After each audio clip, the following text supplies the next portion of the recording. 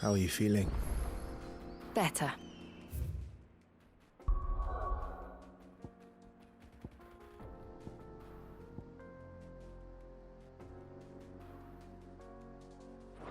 Thanks to Taya. I'm glad to hear it. And Torgal helped too. Didn't you, boy?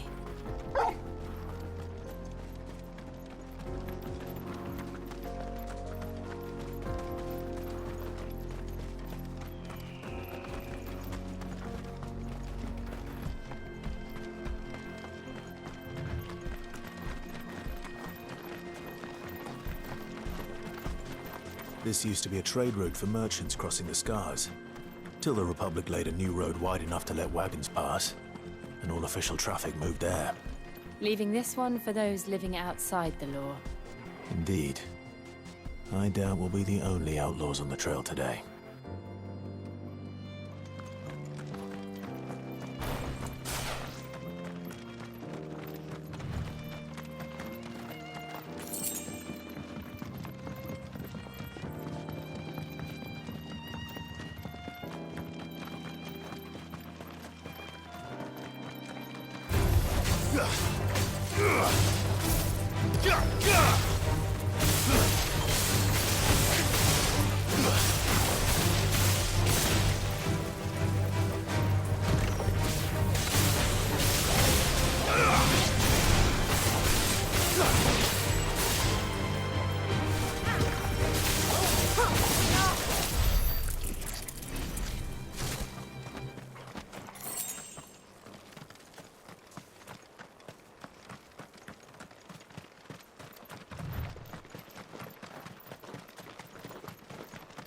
So what do you think? That we'd be lucky. Really? It's as bad as that? Oh, aye. There's trouble up ahead. And too much of it for us to handle. I take it there's danger on the road. Oh, what about this fearsome-looking fellow? You think he'd be equal to the task? Oh, no doubt. Assuming he's willing to hear us out. Well met, friend. My brother and I have been tasked with finding a merchant's missing cart. You seen it by any chance? How does a merchant misplace his cart? Oh, the man's a coward. When he thought goblins might come a-snarling, he ran, leaving his livelihood abandoned in the pass. He sent the two of us to fetch it, but it's gone. Now, I'm not much of a thinker, but I know the work of thieves when I see it. My brother's right on all accounts. And by my estimation, the bastards are lying in wait just down the road. We may have seen our share of action, true, but we've not got the skill in arms to boldly brave an ambush. You, however, have the look of a man who needn't fear a band of backwater ruffians. What do you say? Will you help us out? Chances are they'll come for you either way. But if you promise to lend us a hand, at least you'll pocket a reward for your troubles. Well, if I'm going to have to deal with them anyway. You've clearly got a fine head on those broad shoulders. We're lucky you came along. Now, hoping to make a heavy purse in boklad, our merchant friend loaded his cart with as much as it would carry. Reckon he won't be forking over the rest of our fee if we don't find those goods. So, while you're seeing to those bandits, you keep your eyes open. All right. Just don't expect me to drag the cart out of there myself. No. You can leave the cart to us. You just put an end to those bandits and point us in the right direction. You do that, we'll take care of the rest.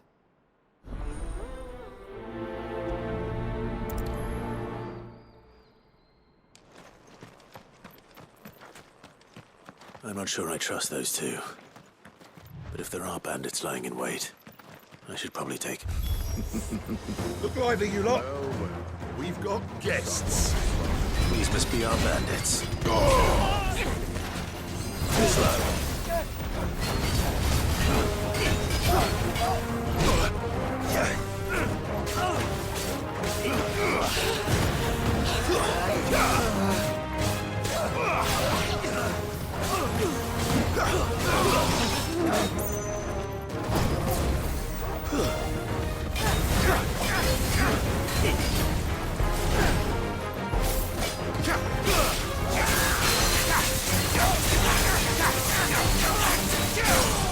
Fire and flame!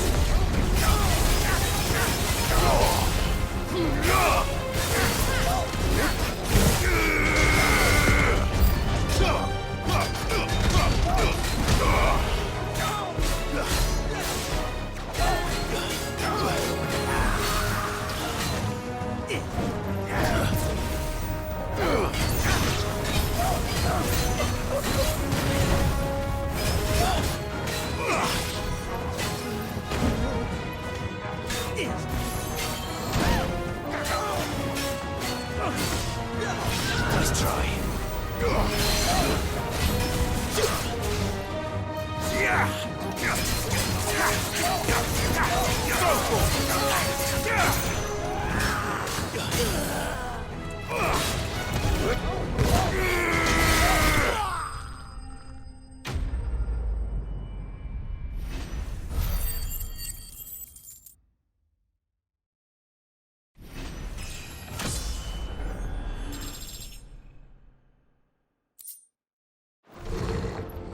That's them dealt with. Now, where's that cart?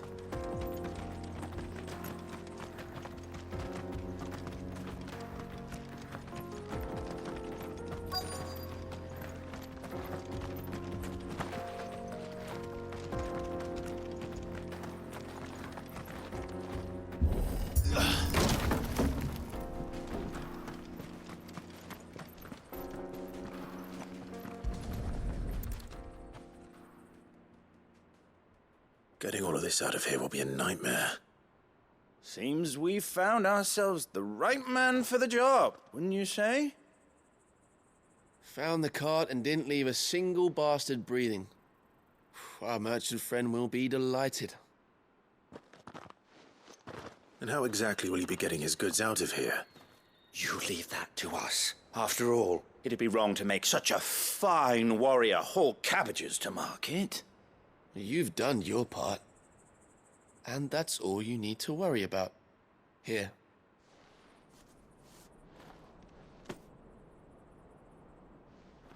It's been a pleasure. Now piss off. There's no need to be so rude, brother. What if we want his help again next time?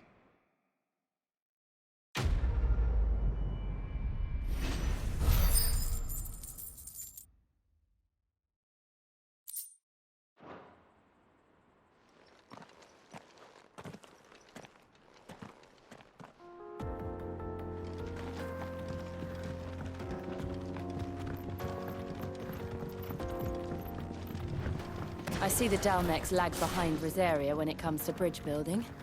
The fallen ruin should hold, at least. The path continues on the other side.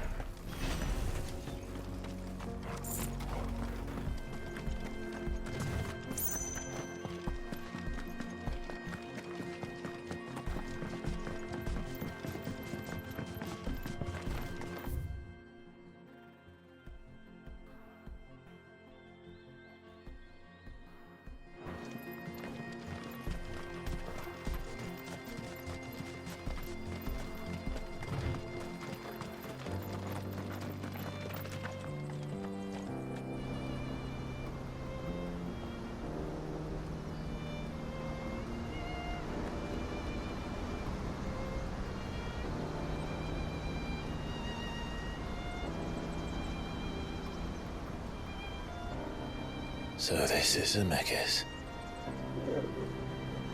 A land of the gods. It's even more impressive than I imagined. I remember being captivated by the story as a child. Long, long ago, man was overcome by avarice and challenged the gods in a bid to win their power. The final battle took place here, at these falls.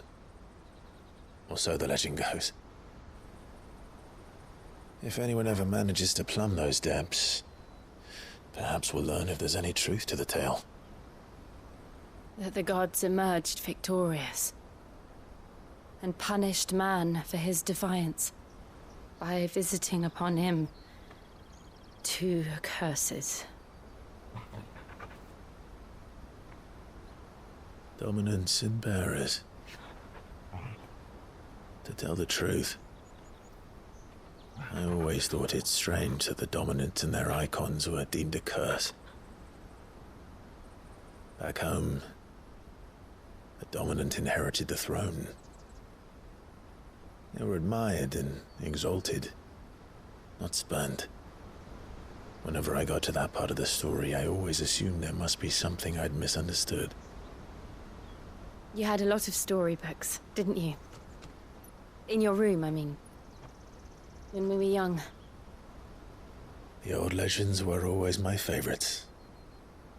Epic battles between gods and men. Father encouraged me to read as much as I could. He thought it good for my education. You really were a boy like any other, weren't you?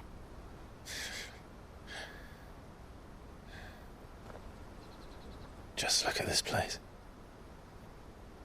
It's enough to make you believe the legends are true. I know.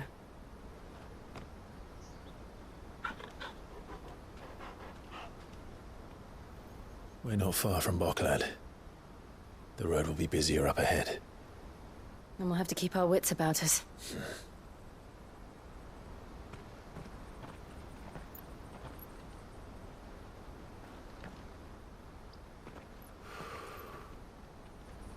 Clive?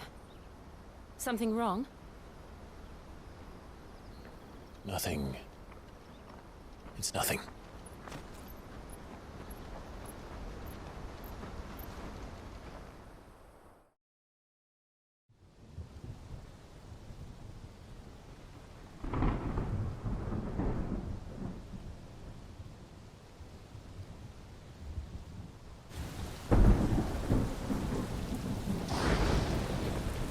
I see the reports are true, Father. You have surrendered the throne to Olivier. I have. Emperor Olivier shall rebuild the Holy Empire of Sambrec.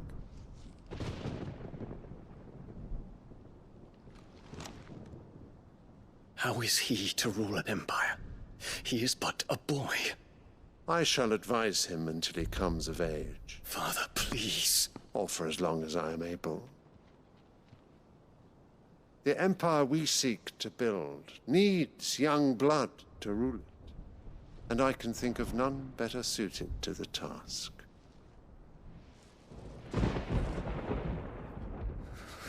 There is other news, Dion. Hugo Kupka is dead, and Drake's Fang destroyed.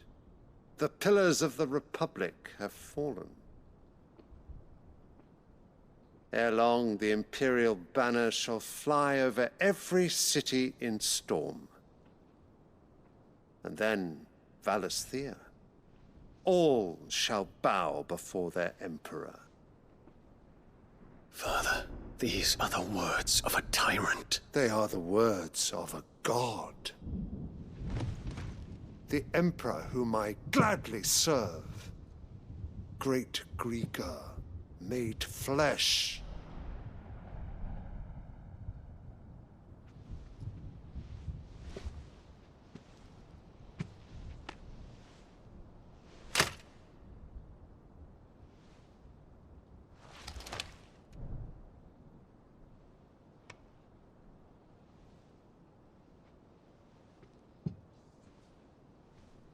Return to your camp, Dion, and ready your forces.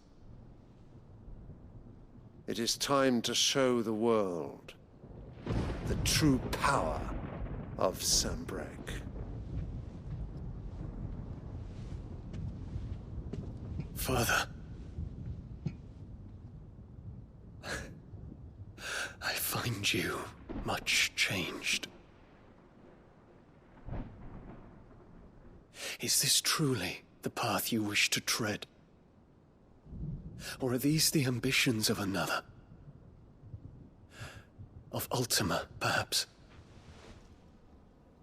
What nonsense is this?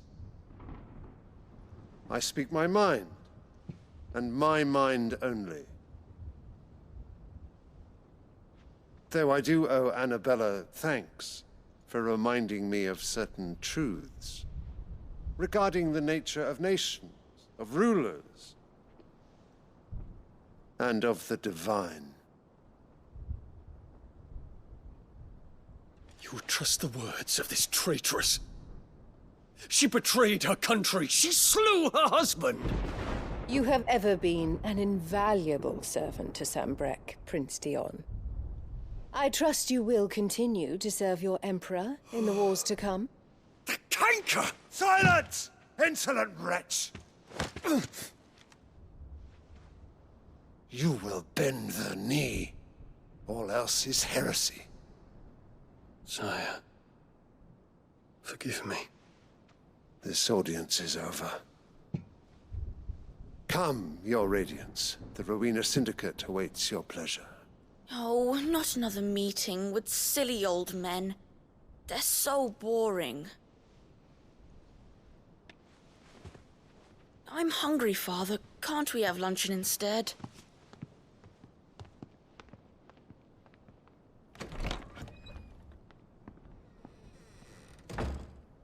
Does it pain you that you will not inherit your father's throne? I have suffered worse.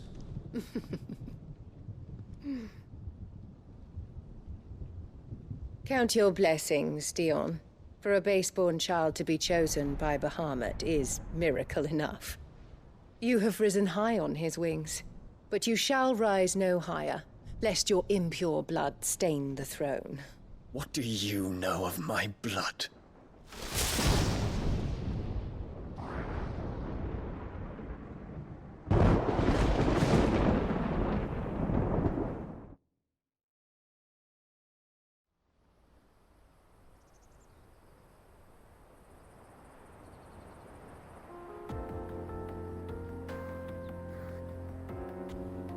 The boklad markets are to the north.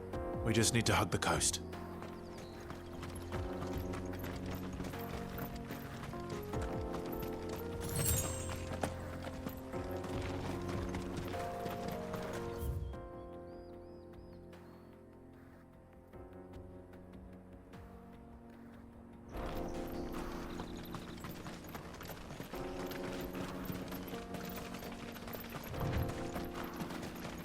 Infiltrating the Dominion won't be easy with the Imperials on high alert.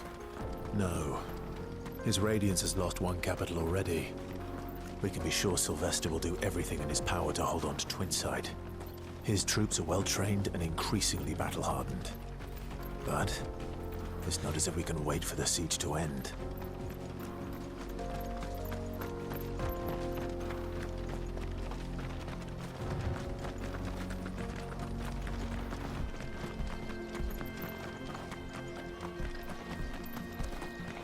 More refugees. And they're all making for the crystalline dominion. Because they don't know how to live without the crystal's blessing. Company.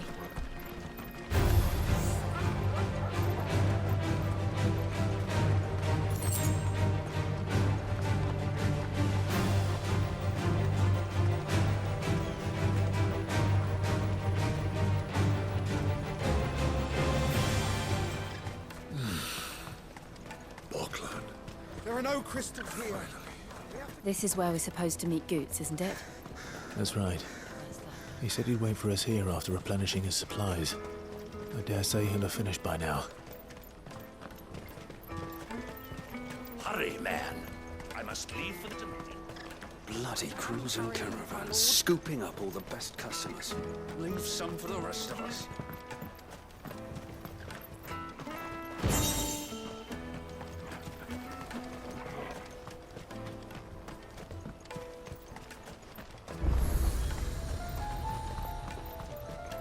Out of my sight, wretch! Peaches and pears. Peaches and peas.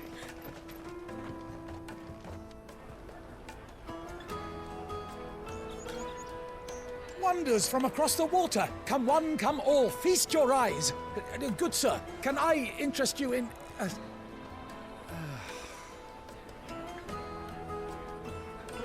How much? For a measly crust of bread? You won't find any cheaper. Not nowadays. But you're more than welcome to look.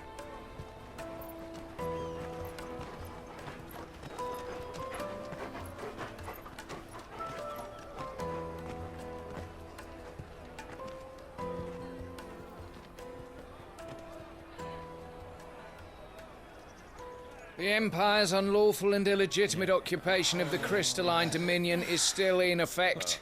Only those whose business in Twinside has been officially approved by the Republican Army will be permitted to cross the border. All who seek entry are to form a line and ready their documents for inspection. It looks like we aren't the only ones who are eager to leave. And they're checking everyone. Can't you make an Not exception? for the likes of you. We won't get through without that pass.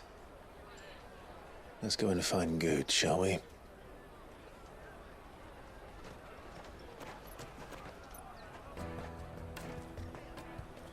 He must be around here somewhere.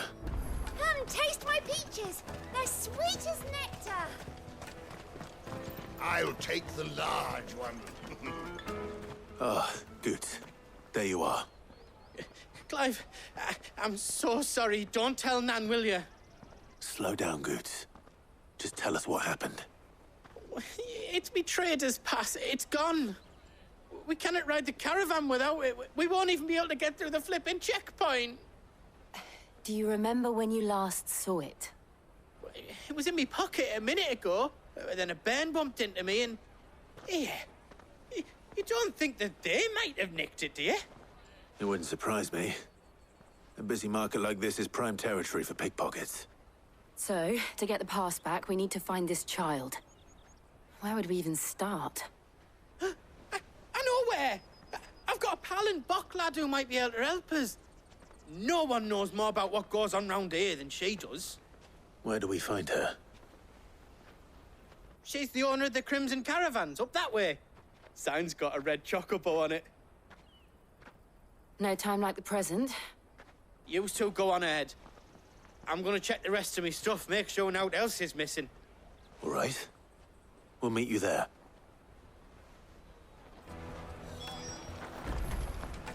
Let's keep an eye out for this red chocobo, then. And the other on our purses. It's next to the checkpoint.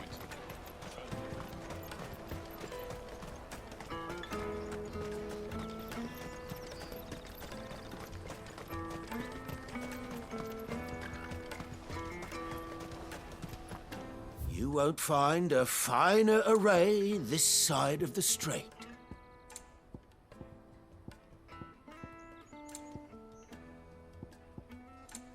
Farewell.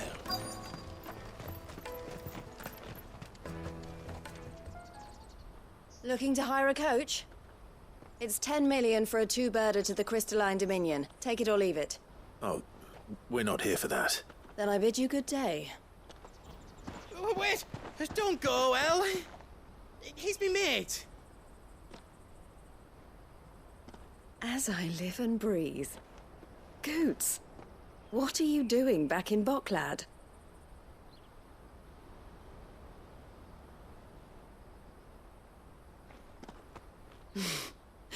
I gather Lady Karen didn't send you.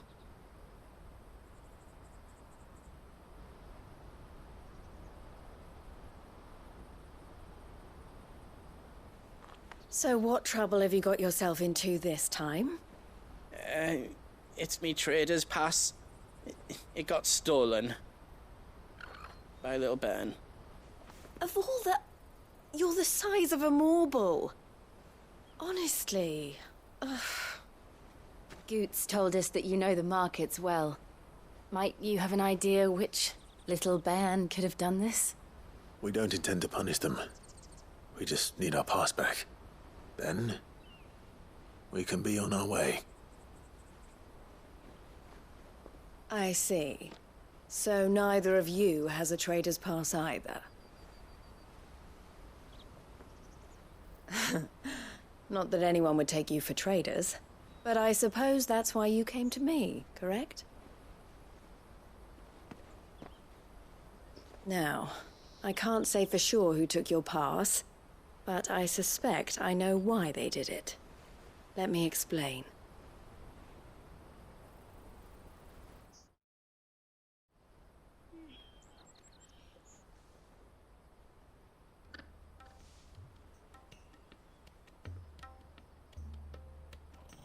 Ever since the Fist marched on the Dominion, the Republic has been clamping down on any commerce that might aid the Empire more than it does us. Which means traders' passes have gone from being merely a way of easing one's progress to being essential if one wishes to cross the border at all. And with demand outstripping supply, they've become a precious commodity, leading some to seek to acquire them by less than legitimate means. So the children are stealing passes to sell on the black market? Yes and no. Passes are inscribed with the names of their owners, and yet none of the victims' names have appeared on the register of those passing through the checkpoint. Which means? That someone is doctoring the stolen passes. The same someone who is encouraging the children to steal them. And the same someone who has Goetz's pass, no doubt. Whoever they are, they're ruining the livelihoods of honest merchants, which is why we've decided to take a stand. Will you stand with us? You want to get your pass back, and we want to ensure that no more are stolen. Catch whoever's behind it all, and two birds shall be slain with a single stone. Is there any other way of getting to the Crystalline Dominion, Goetz? They won't let you in if you're not with the caravan. It's that, I don't know, try swimming across the strait. But the guards will definitely spot you if you try and do that. Like, we don't want to get spotted, right? So either we find the people who took the pass, or give up all hope of entering the Dominion. All right. We'll help.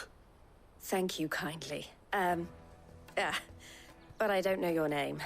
Eloise at your service. Clive. A pleasure doing business with you, Clive.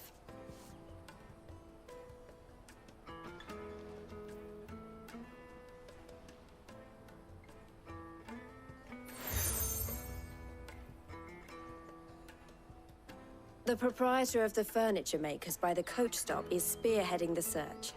Wear that, and he will know you for a friend. I suggest that you speak with him first. The furniture makers. Understood.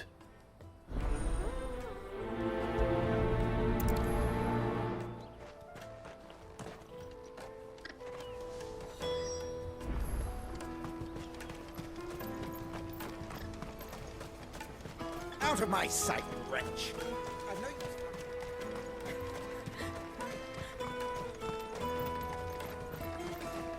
Come on, come on! Jug of snake spit for the road?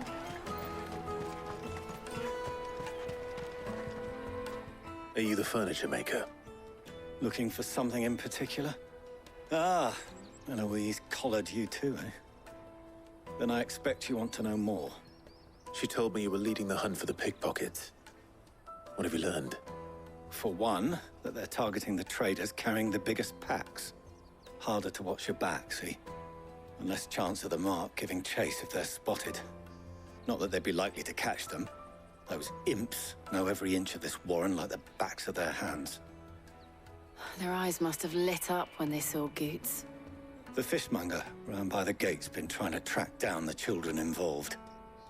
You should go and have a word with her. Thank you. We will.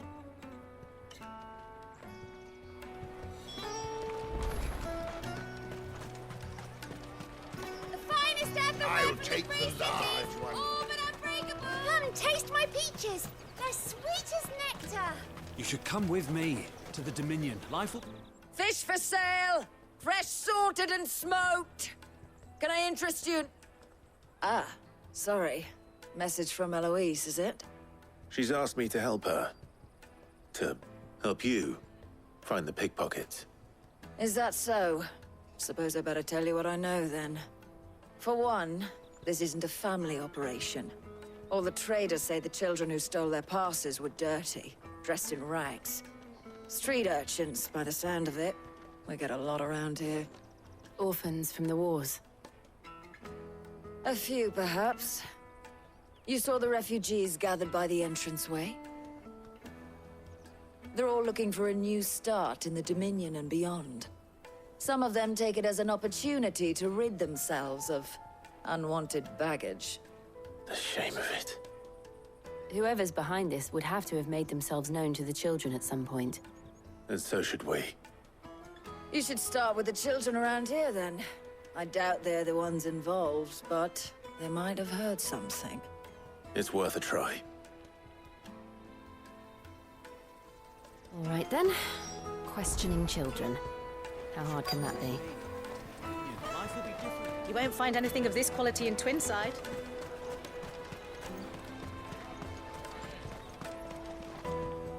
Do you have a moment? What do you want?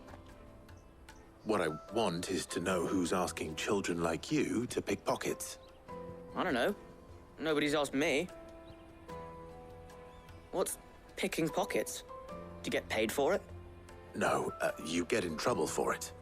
So if they come calling, you know what to tell them.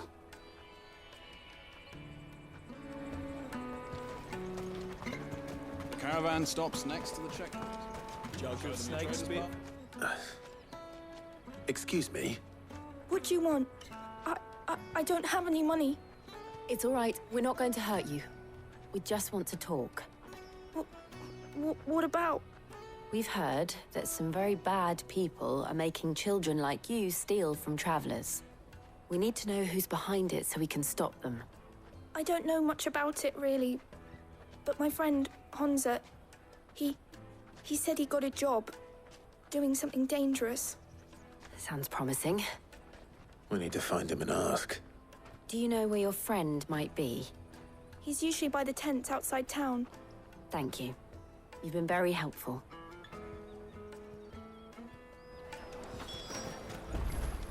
Come on, come on!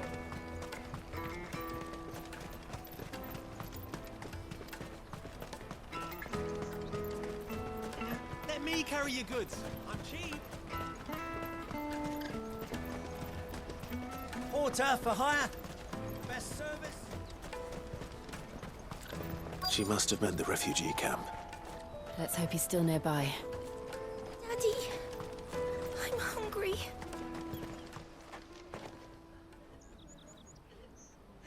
That big fat donkey was easy pickings. He wouldn't have noticed if we robbed his boots off him. Yeah. I wish we hadn't handed over the pass, though. Could use one of those things to get out of this dump. Chance to be a fine thing. The moment they found out, they'd string us up by our guts. Would they now? Perhaps you'd like to introduce us to these charming characters. Shit! We're in trouble now! What do we do? You two get caught if you want. I'm off. Hunter, where are you going? So that was Hunter, eh? Jill, you watch these two. I'm going after him. All right.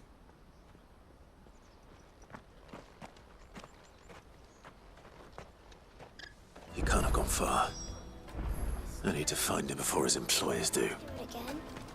We promise. Daddy, I'm hungry.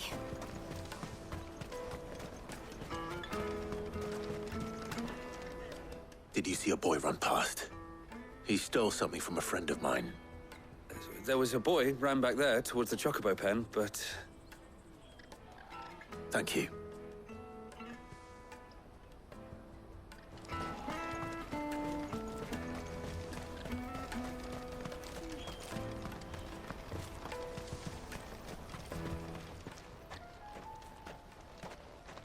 Oh, shit. I'm cornered. It's all right, Hunter. I'm not going to hurt you. I just want to ask you some questions. Fine. Not like I've got a choice. I'm looking for the people who are making you steal for them. Who are they? Called themselves the Carstones. They said they'd give me good gill if I did what they told me. I knew they were bad, but bread doesn't come for free. Didn't come at all half the time, before I started buzzing for them. You know, if I didn't do it, they'd just pick on someone else. Someone they could push around easier. Hunter. You found him then? Jill. Where are the other two? Eloise is watching over them. She sent Goetz and I to look for you. You're... him! I haven't got your pass anymore, if that's what you're after. I gave it to the Carstones. Whatever you do to me, I can't get it back. Not that I go against them anyway.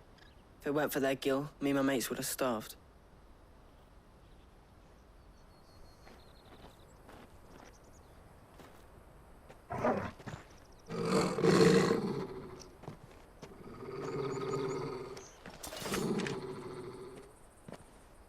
Cowards. You will not force another child to do your bidding. Wait, we're not... Don't hurt him!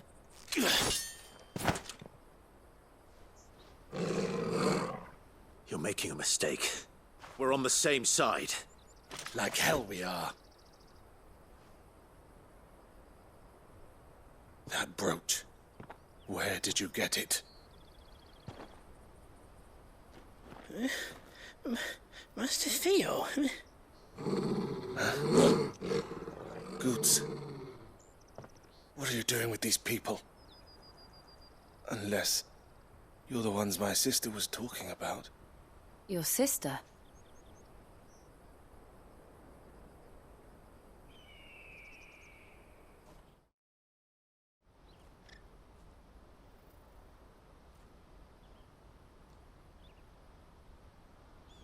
Eloise didn't tell us she had a brother.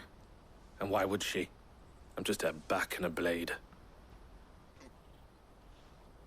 Theodore, at your service. Sorry about before. Theodore, what do you know of the cast stones? Vultures who have made Boklad their hunting ground. They prey on the desperate, stealing from those with gill and bullying those without it into joining their flock. I'd been looking into their activities in hope of sparing the refugees any further hardship. But it seems they've already stooped even lower than I'd feared. Hansa's a good lad. Don't blame him for what they've made him do. If he and his friends hadn't agreed to work for the stones, some other poor souls would have. On pain of death, most likely. Clive, was it? And my sisters asked you to help put an end to the pickpocketing. Then we all want the same thing.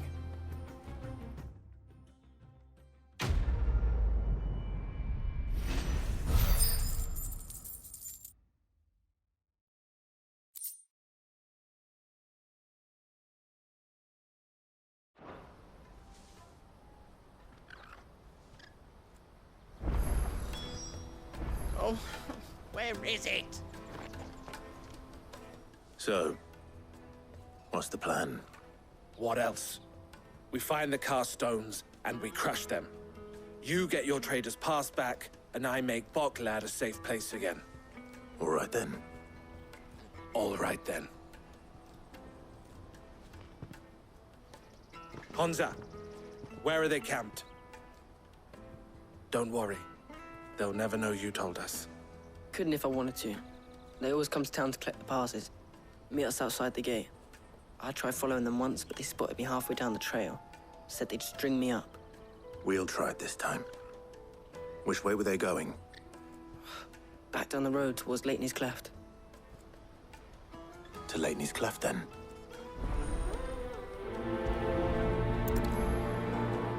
Leighton's Cleft is to the south, past the camp. No, you better not have scared any of my birds.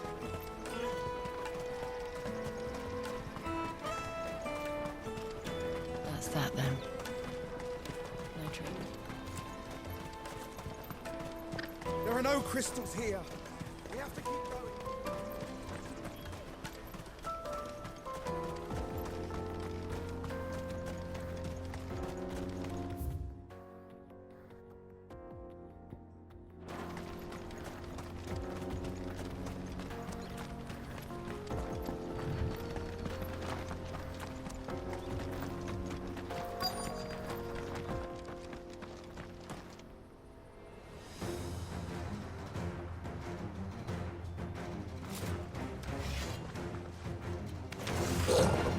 That's the one who's been sticking his nose in our business. You should have minded your own.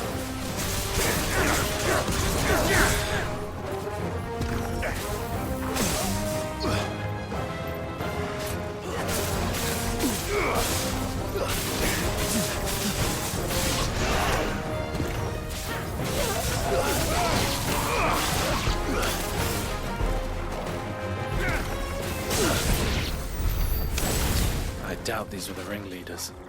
But at least we know we're on the right track.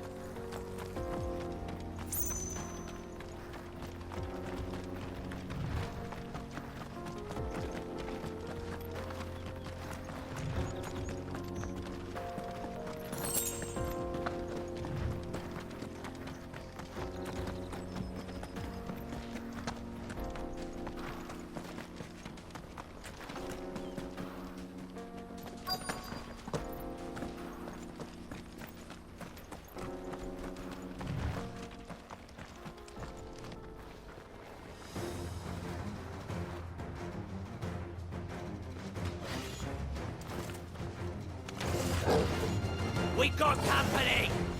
That's the lot.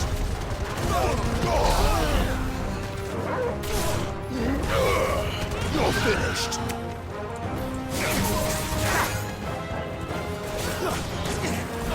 Nice try.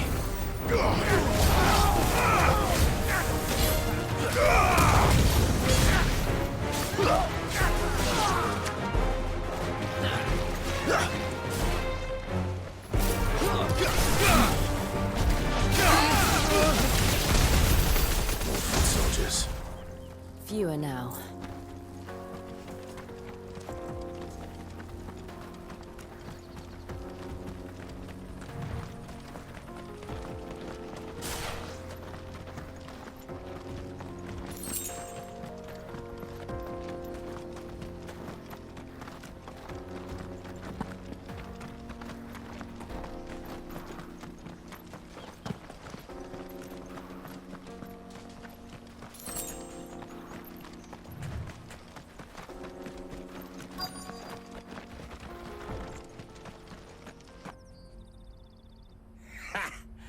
Not a bad haul today, eh? Aye.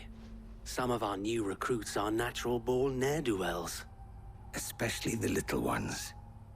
That Hans has got nimble fingers, all right. It'll be a shame when they chop them off.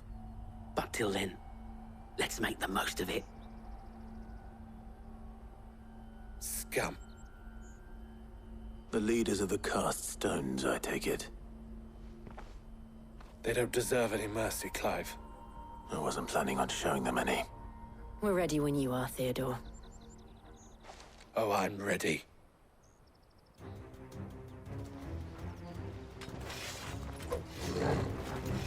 Fuck! It's that guard from Boklad! Kill him! Kill them all!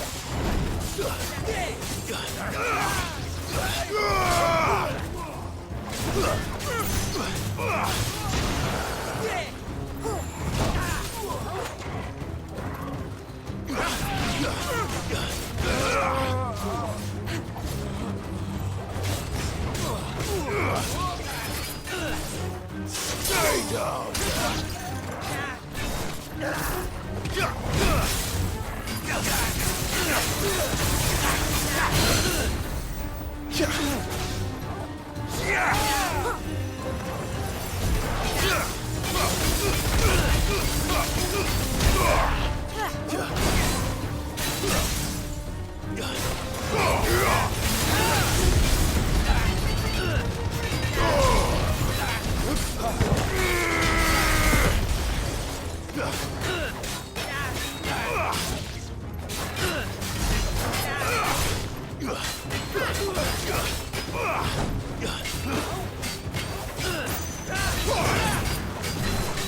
Nice try.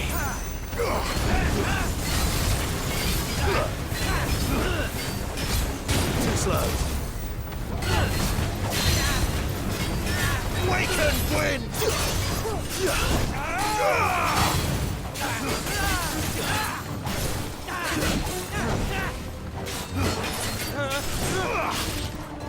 Nice try.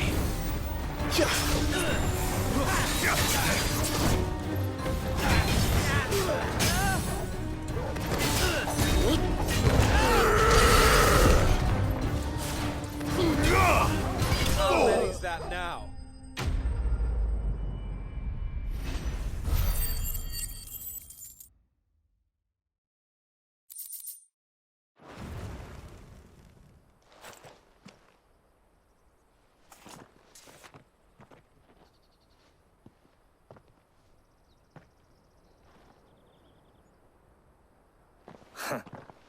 And they say crime doesn't pay. Gold chains, rings, purses. And traders' passes. Dozens of them. Have the names been changed? Not yet. I recognize some of them. No doubt Goetz's is somewhere among them. Now I just need to sort through it all and return everything to the people it was taken from. We should go and give Eloise the good news. Can we leave things here in your hands, Theodore? Of course. Oh, and, be sure to tell her of the part I played, won't you? We'll be glad to.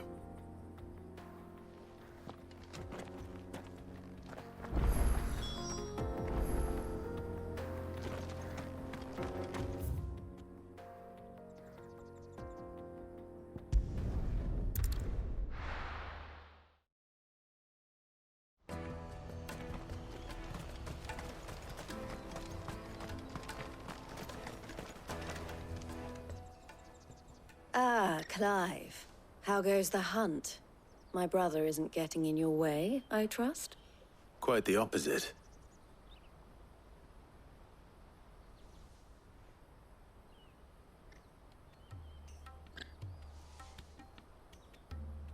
So it was the cast stones who were behind it all. Theo told me he'd been on their trail. And their demise solves 3 problems at a stroke. That of the pickpockets, the bandits pulling their strings, and the passes they were stealing. I only hope yours is among the items you recovered.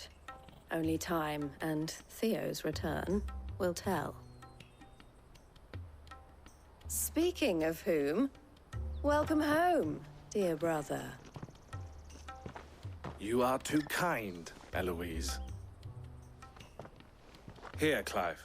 Goetz's pass. Ask him to keep a closer eye on it from now on, would you? I will. Thank you.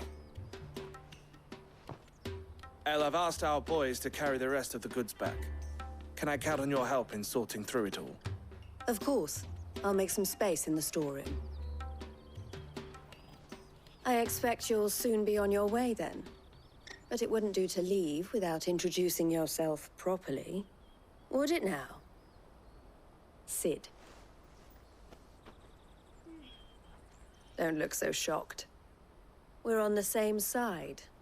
I don't understand. As you now know all too well, we at the Crimson Caravans are always happy to help those in need. For a small fee, we will move anything that needs moving. Be that goods to market, or bearers away from it. I was the first my sister helped escape. If it wasn't for her, I'd have been branded as a boy. I had no idea. It just so happens that we are seeking to expand our operation. And who better to join forces with than the leader in the field? Wouldn't you agree, Theo? I would. It seems our purpose is the same in more ways than one. So what would you say to working together again? It would be our pleasure. And our honor. The honor is ours. Here, Clive. This is for you.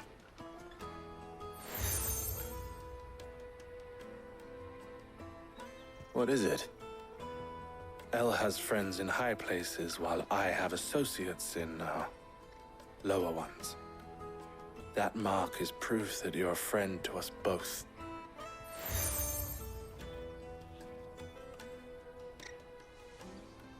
I shall bear it with pride. Well, all that remains is to wish you a safe onward journey. Goetz's pass should secure you a place on the caravan, but if you encounter any difficulties, we would be delighted to provide you with a coach of our own. For a discounted price, of course. Say, 9 million? We'll try the caravan.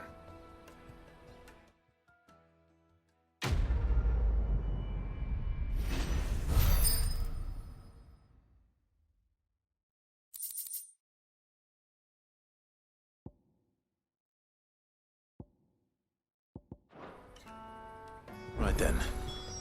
Let's get this back to Goetz. And then it's on to the Dominion.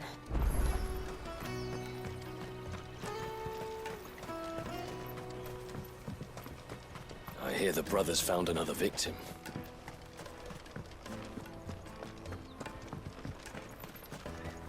Now I just need to see about getting the word. I want to know right away. Bad news.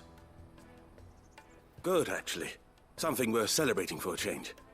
Only trouble is, the serving girl's still new to the job, so I can't leave her while I go and invite those I'd like to celebrate with. What exactly are you celebrating, if you don't mind me asking? I've come by a particularly fine bottle of red. A Gotan 66, no less. Gotan Rouge is the only good thing to have ever come out of the Empire. And most wouldn't part with a 66 if you held a knife to their throats. So I've heard. Oh, so you know of it then? Clearly you're a gentleman of taste. A gentleman who might sympathize with my predicament, perhaps? Would you pass the good news to a few friends of mine? I'll give you a little something for your time, of course. Sounds simple enough. So you'll do it? Marvelous. Thank you. You won't need to go far. All three of them should be right here in the market. There's Aldrich the porter, Milan the butcher, and Bolek, a guard over at the north gate. 3 of the finest fellows in Boklad, if you ask me. Tell them to come to the tavern when they finish for the day. Stop by again when you let them know, and I'll give you your little something. I'll be right back.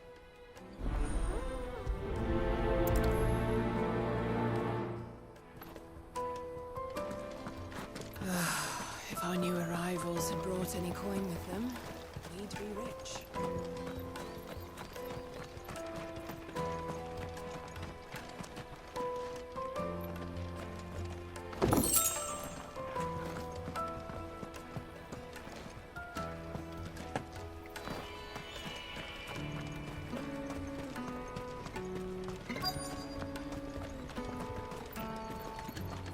Hurry, man. I've been asked to find Aldrich, the porter. I don't suppose that's you, is it? That's me right enough. You need something delivered? The innkeeper sent me. He said there's a cup of Gotan 66 with your name on it when you're done for the day. A 66? Look at me. If he's just got hold of it now, it must have been in the crates he had me carry down from From the Empire to Boklad. You must be a braver man than most. That's a treacherous route at the best of times. Such is the porter's lot. There's not a patch of storm these feet haven't traipsed across. It's Oriflamme one day, then off to Canva the next. The farther you're willing to go, the fatter the purse. Which is why there's no shortage of competition for some of the longer routes. I'd say I've done enough for today to earn myself a cup of something tasty. Thanks for letting me know.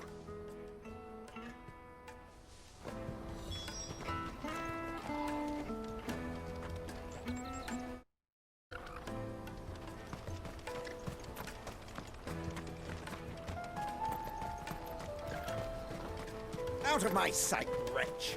I've no...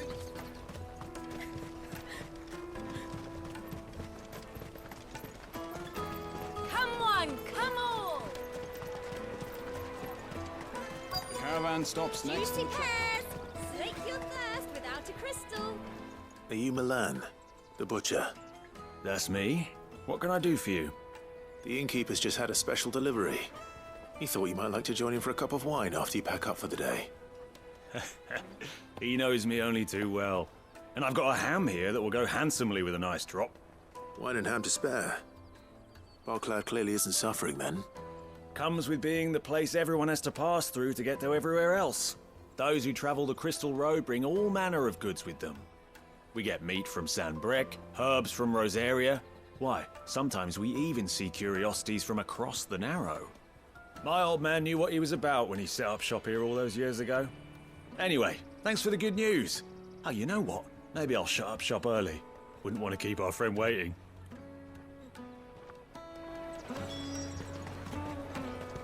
You won't find anything of this quality in Twinside.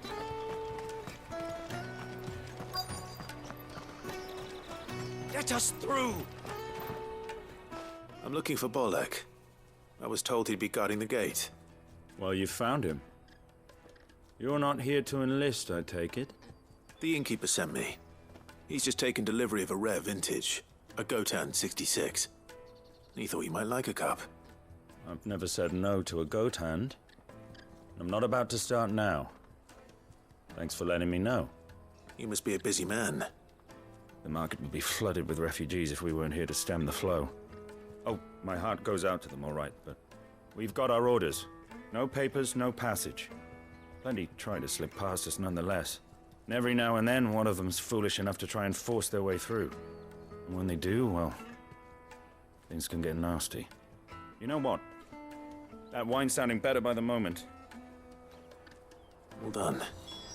I wonder if the innkeeper might spare a cup of that wine.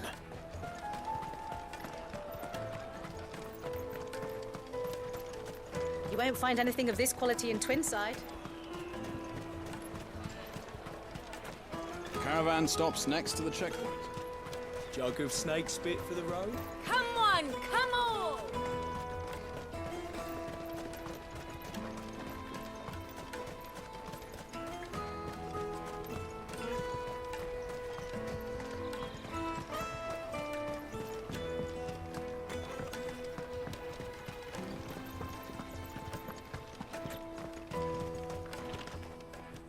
I spoke to your friends. They'll be along soon. That's fantastic news. Thank you kindly. It's been a while since we all sat down together. And the way I see it, that wine is as much theirs as it is my own. How so? Well, I wouldn't be serving anything but slops without Aldrich to go and fetch the good stuff for me. And then there's Milan, who always sends customers my way.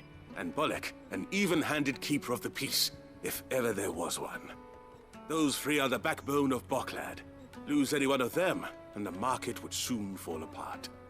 And without the market, I wouldn't have a single customer. I'd say that's worth a bottle of 66, wouldn't you? And more besides. Everyone needs a shoulder to lean on. Be they world-weary innkeepers or brooding swordsmen. Right, I'd better prepare for my guest's arrival. I hear you had me carrying a bottle of Gotan 66. If I'd have known, I would have sold the thing and lived like a lord. I'll settle for a cup, though, if you're in a sharing mood. A Gotan 66. Just as well I had something special of my own set aside. A bottle between the four of us might not be enough to drown our sorrows. but it can't hurt. Here they are, the free pillars of Boklad. Sit yourselves down, gentlemen. The woes of the world may be monstrous and many, but there's nothing like a few good friends to keep the misery at bay. Never a truer word spoken.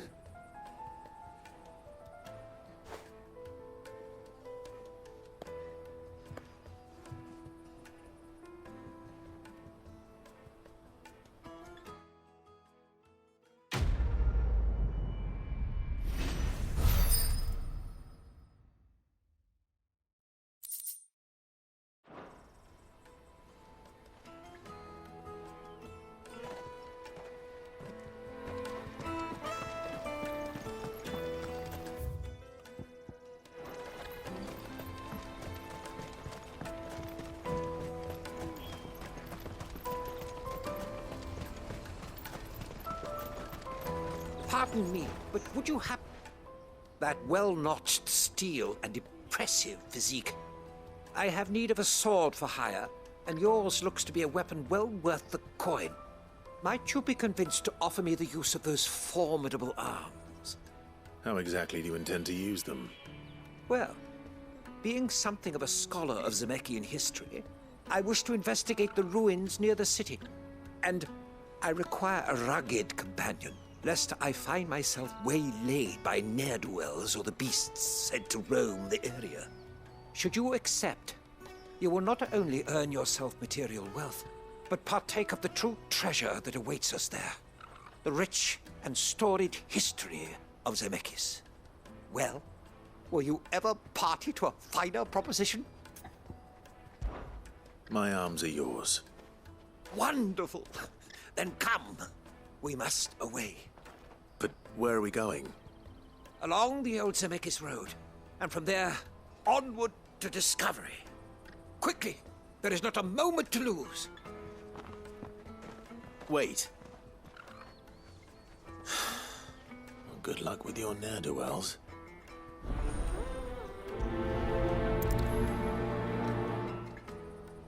I'd better make sure he doesn't get himself killed. Water for hire. That's that then.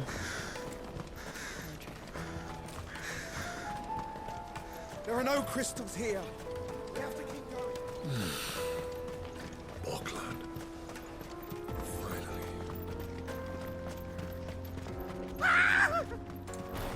Why am I not surprised? You'll hand over your coin if you know what's good for you.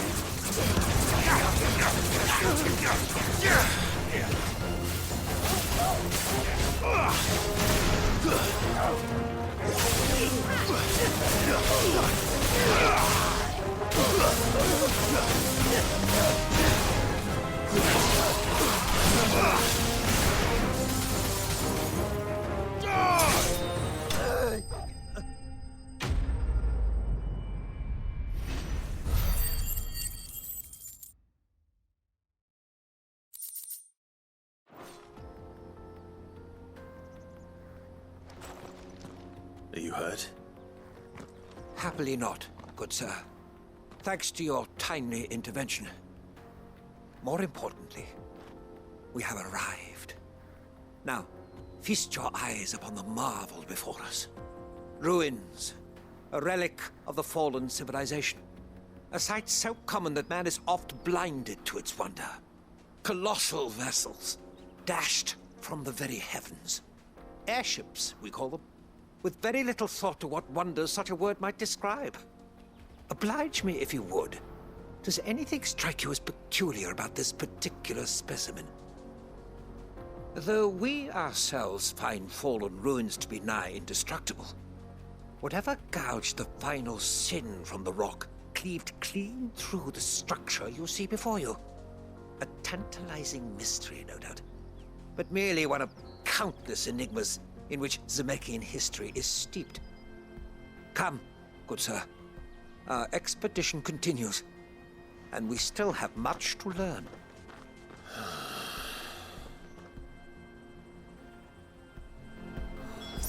He's passionate.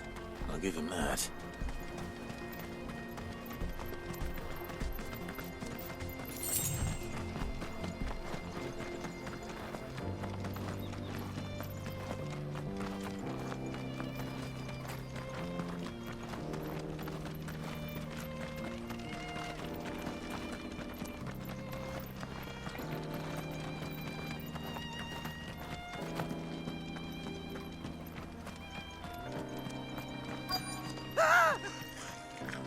None.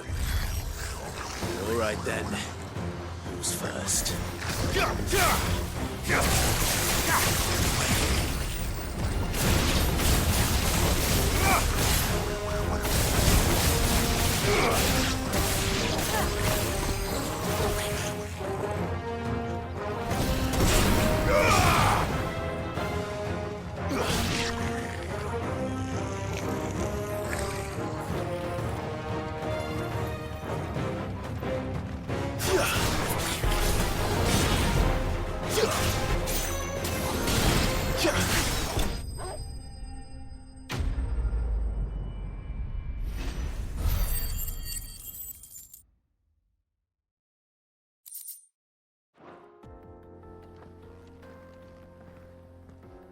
You're going to get yourself killed. Oh, that would not do. That would not do at all. Not when such majesty stretches out before us. Behold, the final sin in all its glory. As Moss tells us, a battle was fought here in ancient times. A battle of such ferocity that it tore a great crater in the very land upon which it was waged. In reaching for their holy sanctum, did man enrage the gods, and great was the vengeance that was rained down upon him. Alas, the full truth of the matter is lost to time, though I live in hope that I might see it discovered. But we must not dwell upon such things. There is more yet to see. Onward! History awaits!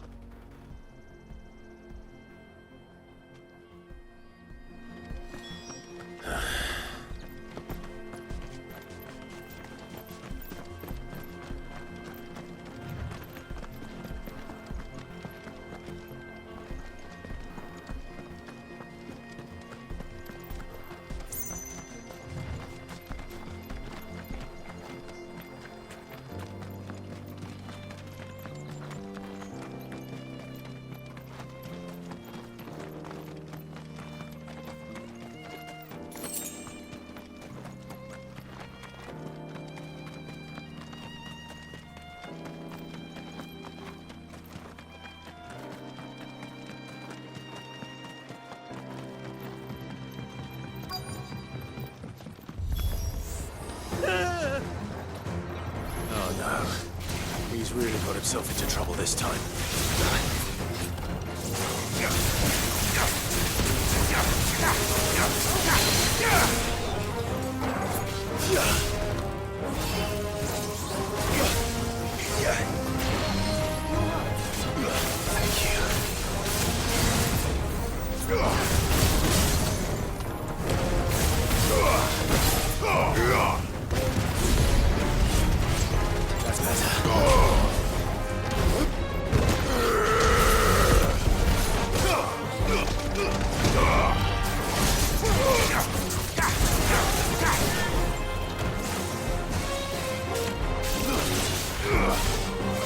Too slow.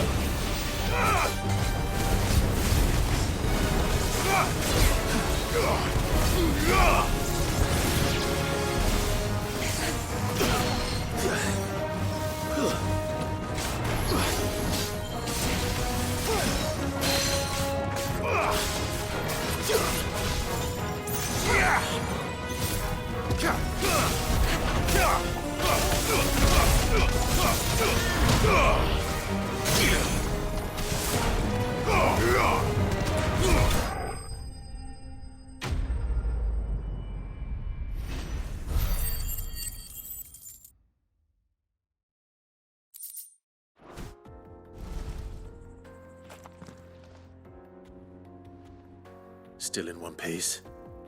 It would seem so. Once more I am in your debt. And once more you impress me with your prowess. These were no ordinary foes, but ones we in the field call echoes. Though Moss the Chronicler concurs with the legends in attributing the fall of Zemeckis to a wrath wrought upon mankind by the gods, he offers little in the way of explanation. Could the ruins we see before us here, in all their elaborate beauty, perhaps suggest an answer? Could the construction of such miraculous edifices have been considered an encroachment upon the province of the divine? Alas, all is mere speculation. But one day, perhaps, I will learn the truth. Not if you keep running headfirst into trouble. You are right, of course. And not only have you plucked me repeatedly from the jaws of death, you have proven yourself a willing audience to my ramblings. Glad to help, but didn't you say you came here to investigate something? I fear I may have rather overstated the case on that front. In truth, a captive ear was all I really desired. You see, even my fellow scholars have grown somewhat weary of my musings of late, and so I came upon the idea of purchasing a companion. A captive audience, if you will. That's what this was all about. I am afraid so. And now, my good man, it is high time we returned whence we came. Fine. Just don't go running off this time.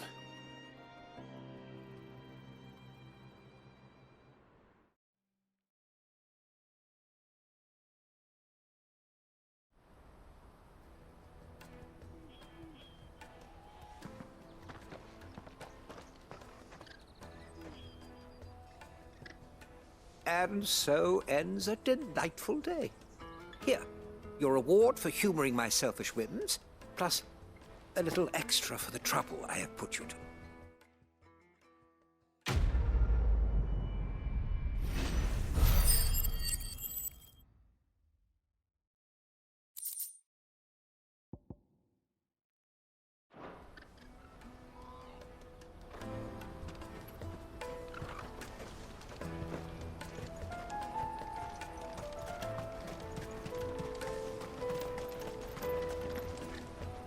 I see you've been of some assistance to Eloise. Perhaps you can extend me the same kindness? Perhaps. What would I be doing? Finding someone. You see, I've been having trouble with thieves, and despite the many pains I've taken, I can't stop them from rummaging through my packs. I was griping about my lot to a friend of mine a few days back, and he offered to track the culprits down. Now, Joseph's a sellsword, and a good one at that. But he's been gone days, and I'm beginning to fear the worst. Any idea where his search for the thieves might have taken him? The old Zemeckis Road, perhaps? He doubted they would be fool enough to linger here in Boklad. Joseph's lived a hard life. Made him grey long before his time. I just pray he hasn't been killed over a few sacks of grain. I can't imagine there are too many grey-haired sellswords around. Hopefully someone will have seen him.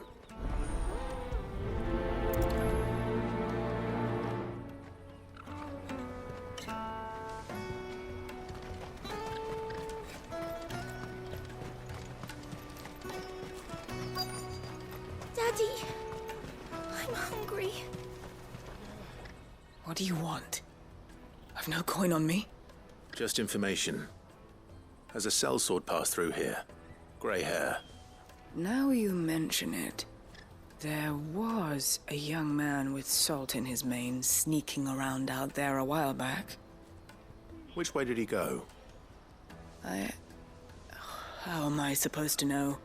Buggered off down the road, I expect. Now why don't you do the same and leave me be?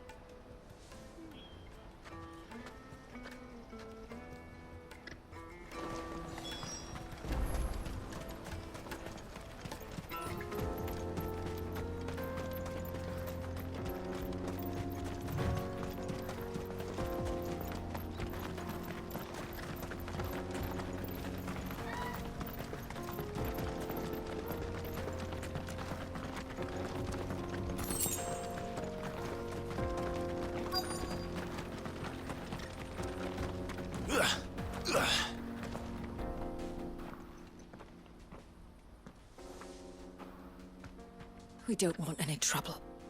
Neither do I. I'm looking for someone. A grey-haired mercenary. Well, we haven't seen him. Yes, we have. We saw him climbing up the rocks. Those ones, over there. Maybe he found his thieves. Mum won't let me near them. She said there's goblins up there, and that they eat little boys for dinner. Shush now. You've said quite enough already. I only told him what you said. I'd listen to your mother if I were you.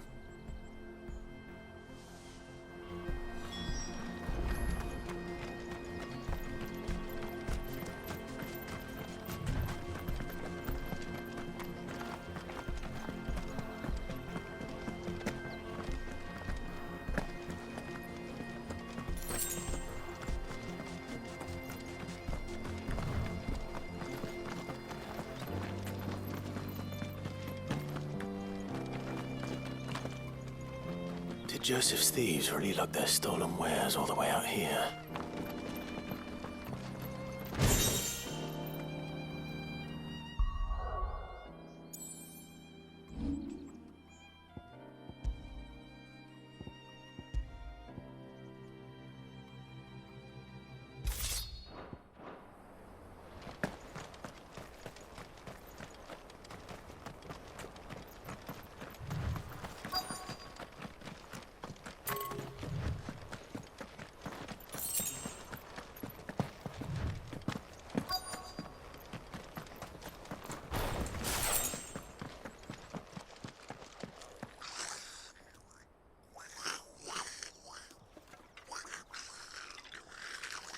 I think we've found our thieves. They don't look happy to see me.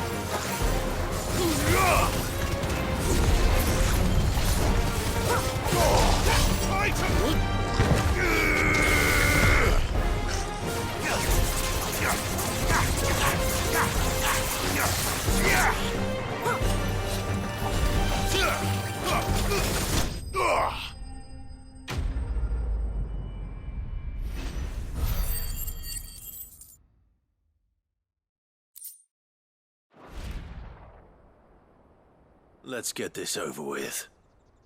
Stop! Don't kill him, he's just protecting his home. Joseph? So the boy was right. I don't know you. Your porter friend sent me to find you. She was worried you might have got yourself killed. Have I been gone that long? It wasn't hard finding the thieves. The problem was knowing what to do with them when I did. I take it things are more complicated than they appear.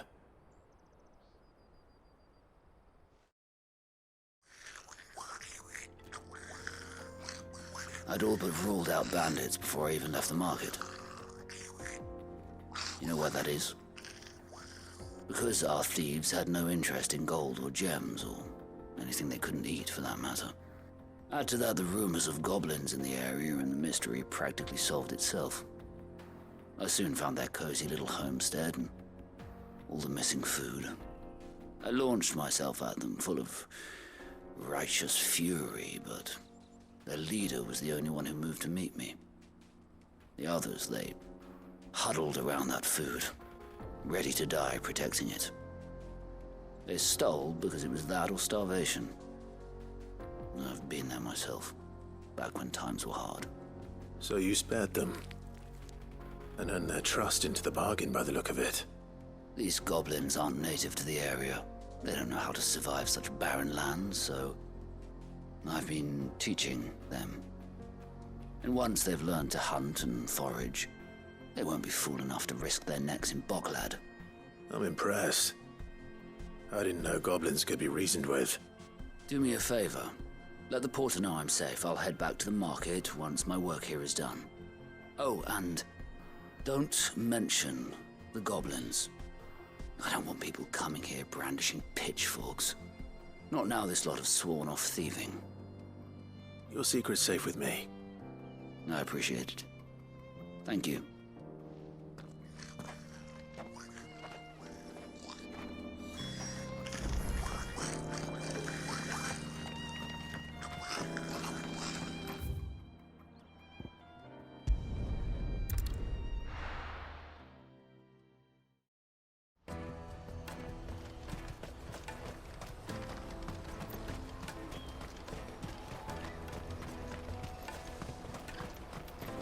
Porter for hire. Best. Joseph's fine. He'll be back once he's tied up a few loose ends. That's a weight off my shoulders. He certainly knows his business. He found your thieves all right. And I dare say they won't be coming back. A good man to have around, that Joseph. And if he says there'll be no more thieving, that's good enough for me. Thank you for putting my mind at ease.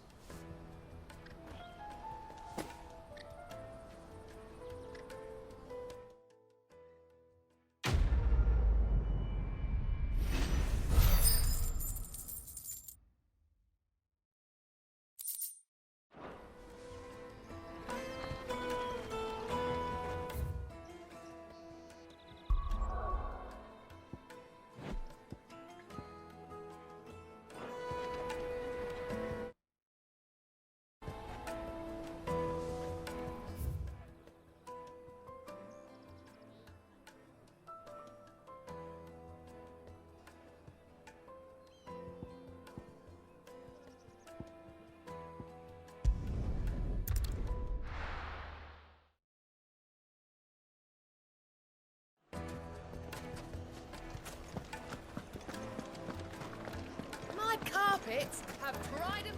If I leave now, they'll be gone, just like that. And without so much as a by your leave. What's the matter? It's my apprentice. He up and vanished while my back was turned. I'd go and look for him myself, but I've got a bakery to run. A bakery that's now short one pair of hands.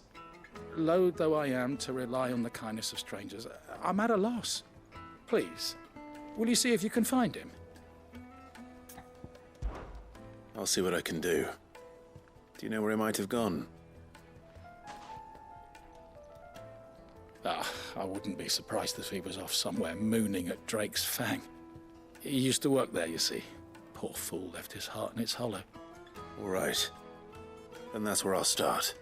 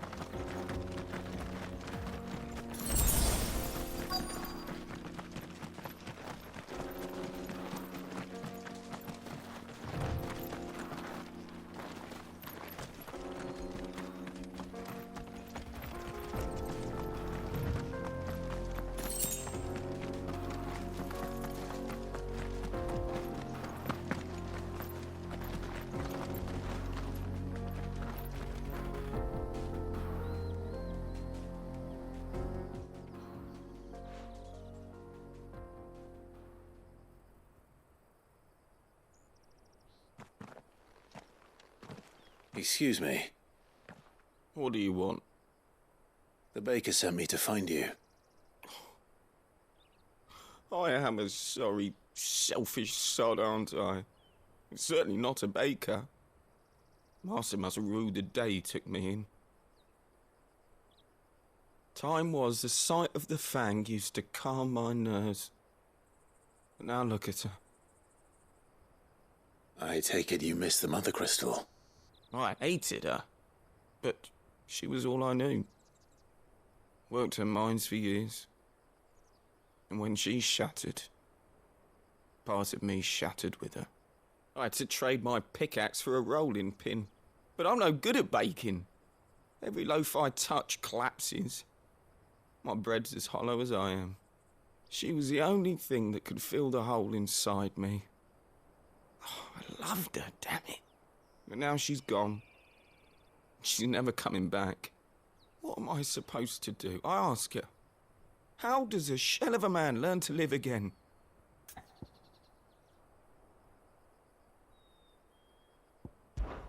Try to remember the good times. Do that, and the Mother Crystal will be with you no matter where you are. Even in the bakery. What a fool I've been. Thank you, my friend, thank you.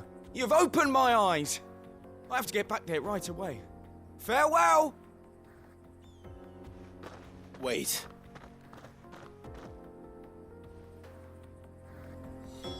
Suppose you won't be needing an escort then.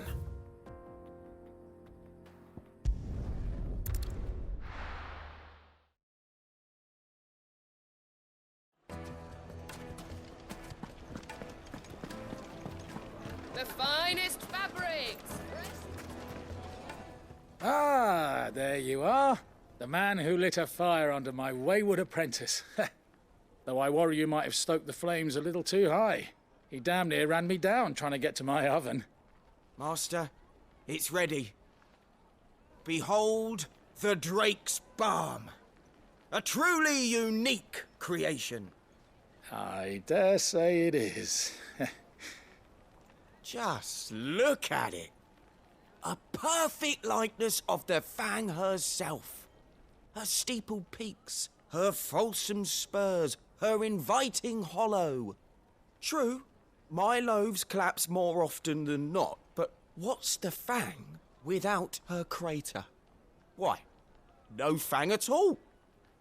And look, inside. She's filled to bursting with a bounty of beautiful crystals. Salt crystals! Master, I have found my purpose. I must use my work here to preserve the memory of the Fang. Well, if it tastes half as unique as it looks, I'd certainly say you're onto something. Not only is my apprentice back, but he's finally pulling his weight. With any luck, I might even have a new delicacy on my hands. I don't know how you did it, but you have my thanks.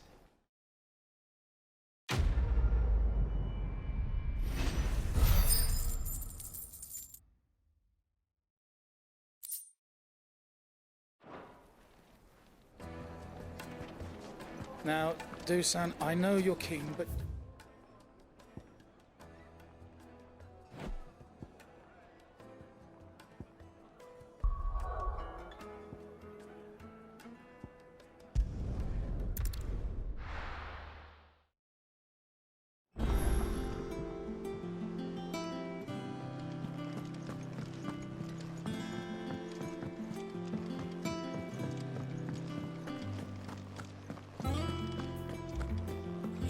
The crystal too? You're joking.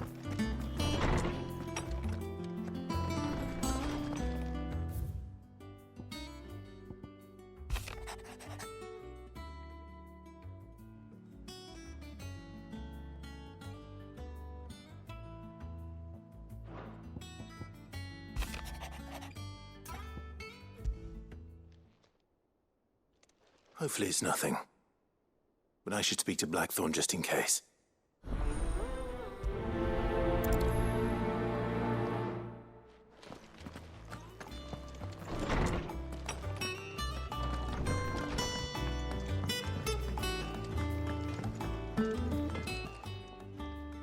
Blackthorn, do you have a moment?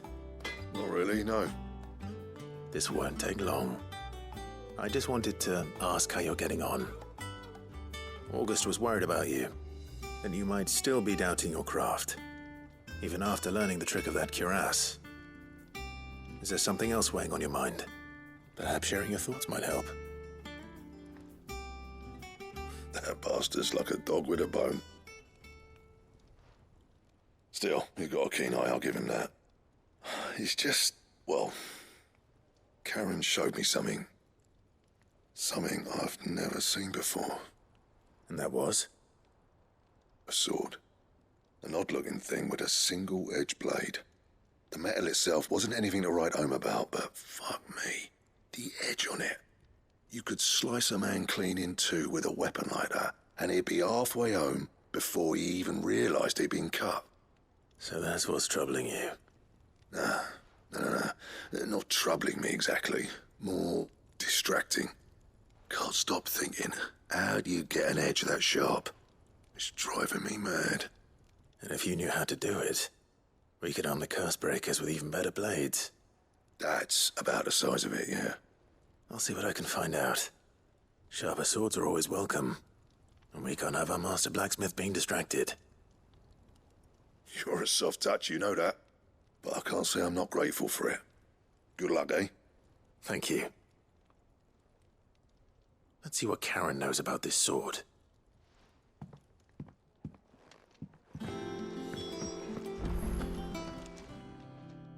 You're looking well, Karen. What do you want? Out with it. I want to know about the sword you showed Blackthorn. Single-edged and extremely sharp. Running around after him again, are you? I suppose I am, yes. But I need to help him find out how to work an edge like that. It's driving him to distraction. Little wonder, I suppose. There's not many like that make it as far as the twins, and those that do go straight into private collections. Which made it nice and easy finding a buyer. Can you tell me who bought it? Where is it now? You think I tell people who my clients are? Suppose you're not likely to go nicking him off me, are you now? Fine. If you stop mooning at me like that.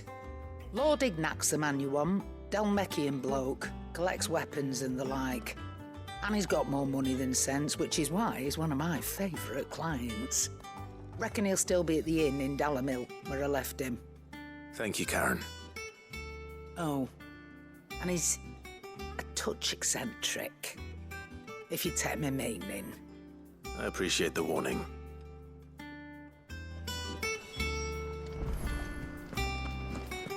Thank you, Clive.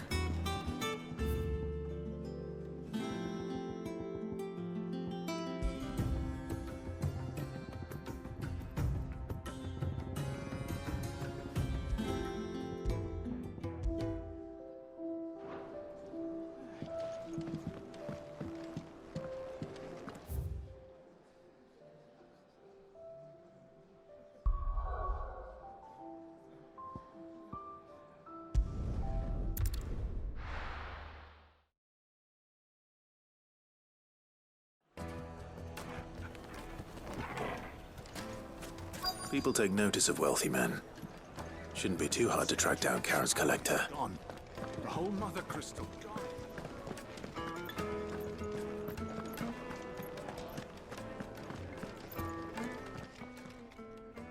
My reputation will be ruined! Ruined! Calm yourself, Lord Ignac, I beg of you, before you do yourself a mischief. Pardon the intrusion, but... Out! Get out! I paid for these rooms so I wouldn't be disturbed. Leave me be! Please, allow me to apologize. His lordship is going through a difficult time, and he's never been fond of guests arriving unannounced. Radim! Get rid of the filthy oaf this instant! Very good, Lord Ignac. Would you mind stepping outside for a moment?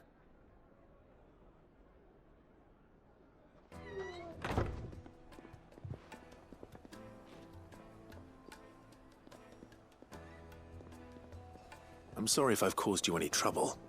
That? Oh, no. That's just how his lordship is. Though the morning's events have left him somewhat fractious. He has been dispossessed of his luggage, you see. The thieves also made away with a considerable amount of coin. Coin the innkeeper will soon be keen to collect. I don't suppose a certain blade was among the stolen items. A single-edged sword. It was purchased from a merchant friend of mine. Ah, you know Lady Karen? Yes, I'm afraid it was. Then I'll retrieve Lord Ignac's luggage. But I have one condition. You have but to state it. You are welcome to anything that is within my power to grant. I want an audience with Lord Ignac. A few minutes should be enough. Then I'll be on my way. A condition I would be a fool to refuse. Of course, you shall have your audience. I don't suppose you saw where the thieves went? I did not, no. Though some discreet inquiries made on his lordship's behalf mean that I know where you might find them. The bandit's bed. Every ill-gotten coin in Dalamil is said to pass through that disreputable corner of the Valcroy. And that's where I'm heading. I shall speak to Lord Ignac in your absence, and arrange for an audience upon your triumphant return. That will be very kind of you. Farewell, and best of luck.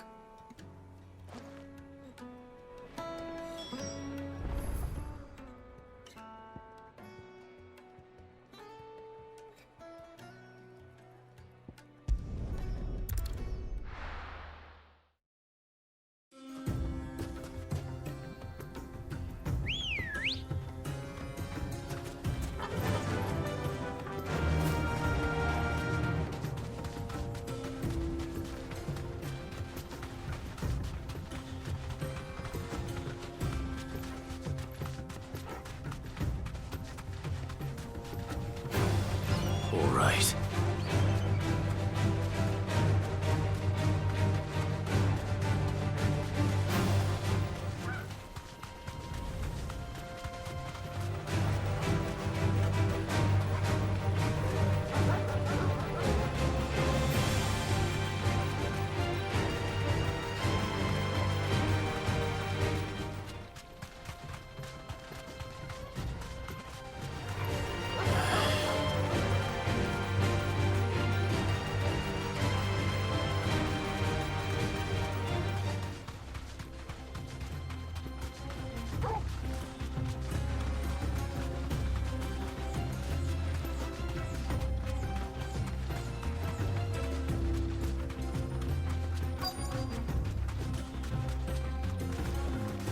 You deserve a rest.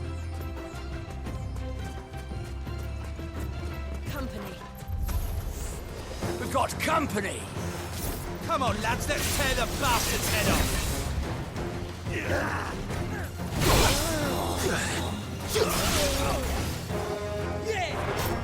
Nice try.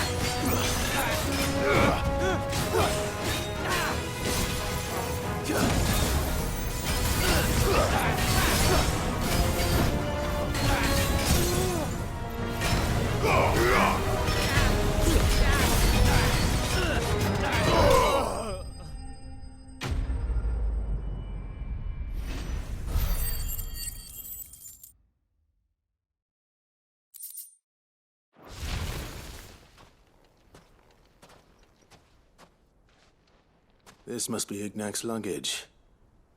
Nothing seems to be damaged. All right. Let's get it back to Dalamil.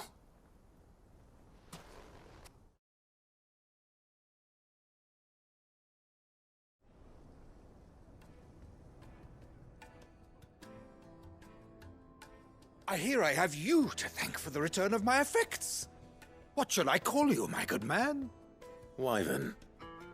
Glad to make your acquaintance. A formidable name indeed. Well, Wyvern, I appear to be in your debt. Radim here tells me you wished for an audience. Is that all?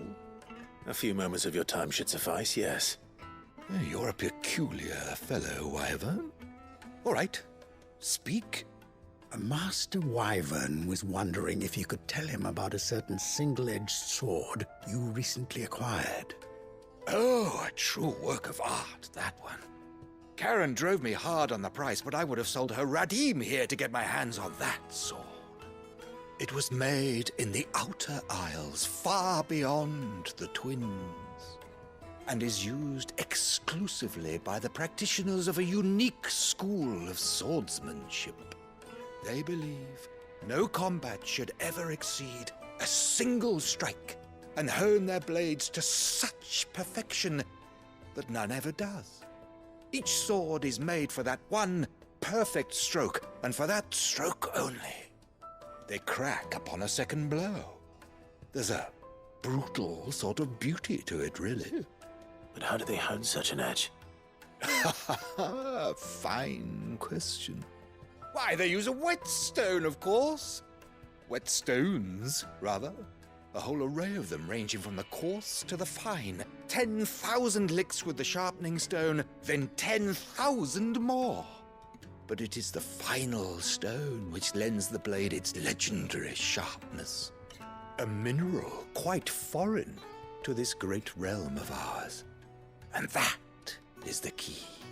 The secret ingredient.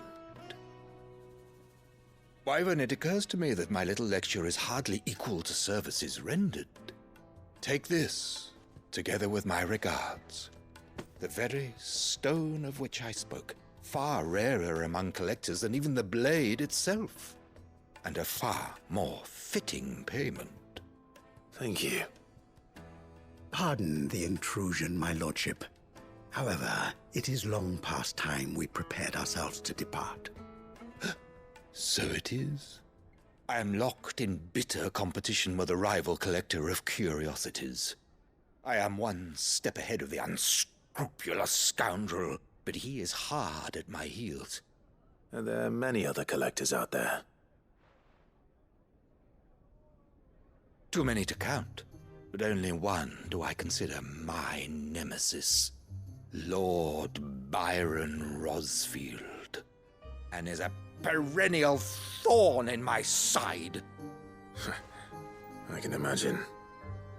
Farewell, Wyvern. May our paths cross again. Radim, we mustn't dawdle.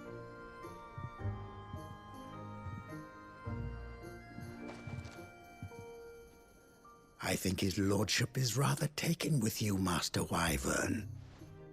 Thank you again for your assistance. Coming, my lordship. I'll be right there.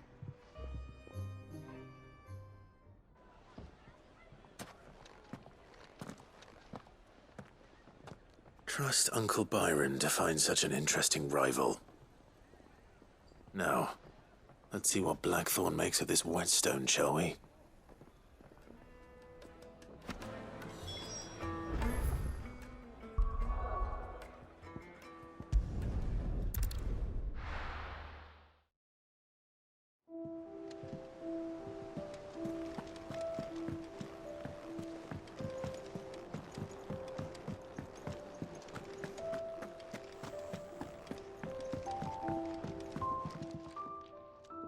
Sorry for the wait, but hopefully you'll agree it was worth it.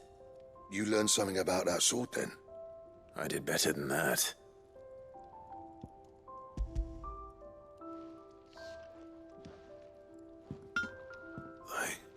A whetstone? Yes, but not one you'll find anywhere in Valisthea.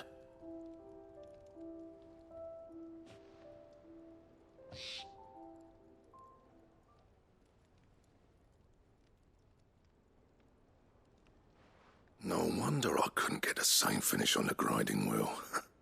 One hit and all done, eh? Might not be so bad if all you ever fought were duels. But good luck on the battlefield. Your second opponent would be your last, no matter how good you were.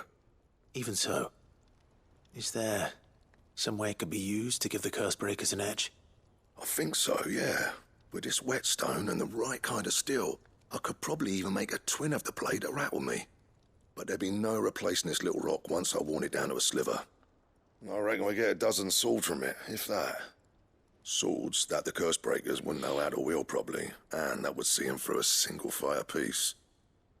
Nah, no point trying to copy that thing. Be about as much use as a wax anvil. But finishing our blades with a whetstone this fine, now that's something to consider. And what's finer than fallen masonry, eh? Or more hard-wearing, for that matter. Just imagine it. Good Valisthean steel with an edge as sharp as any found in the Outer Isles. I won't make a copy, nah. I'll make something much better. I'm sure the curse breakers will be delighted. Just don't push yourself too hard. Don't you worry about me, sunshine.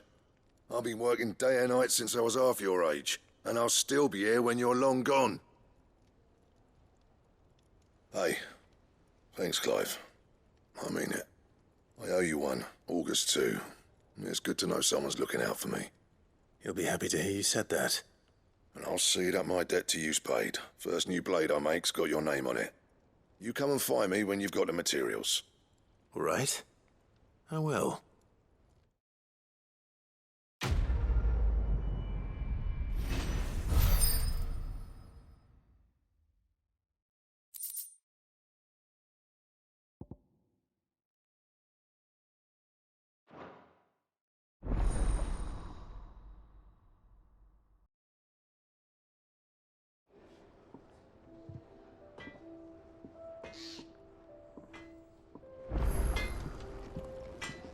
Clive. So, what'll it be?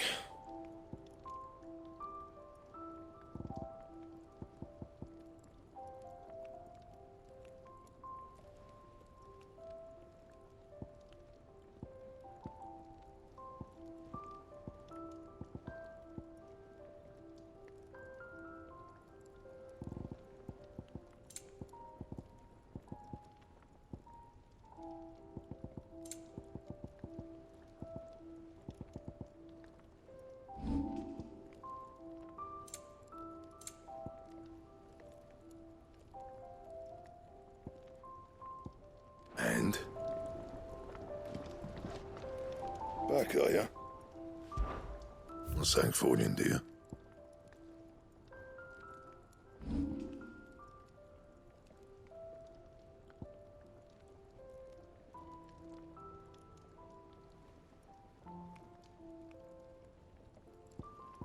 Anything else?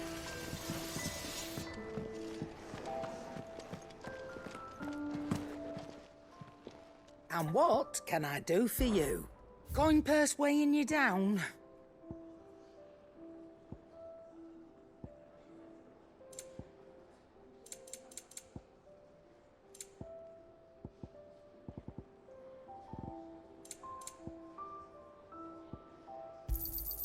You're rubbing me blind, you know.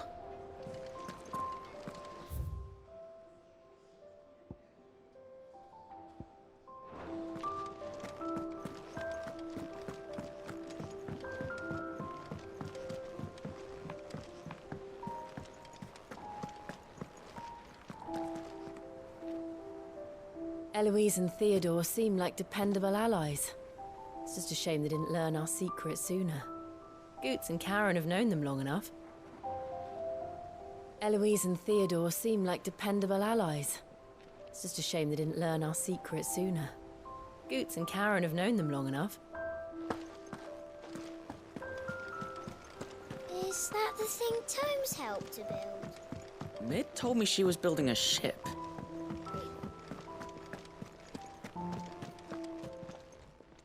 How may I help you today, Clive? Come to claim your just desserts?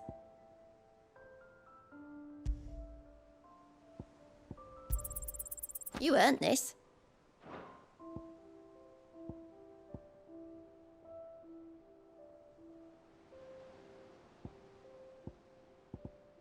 All done? Clive! Anything catch your eye?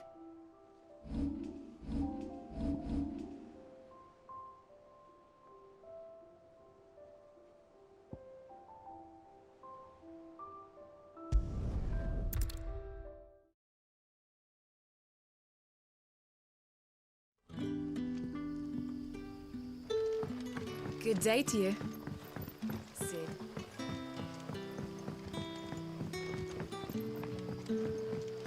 The crystals we get from the tail are all but worthless. Are we editing a new cellar? Ah, Clive. Your timing is exquisite, as always. I have a concern which you may be able to assist me with. Go on. There are whisperings afoot of shadowy figures having been sighted outside the village. Rustlings in the undergrowth, suspicious noises. My people fear that they are being watched. It may be no more than a surfeit of nerves, understandable in the current climate, or it may be the prelude to something altogether more dangerous. Given what I hope you'll forgive me calling your nose for trouble, I wondered if you might investigate. Of course. Excellent. You might begin by speaking with the good citizens of Lostwing. Listen to their tales, and make what you will of them. All right. I will.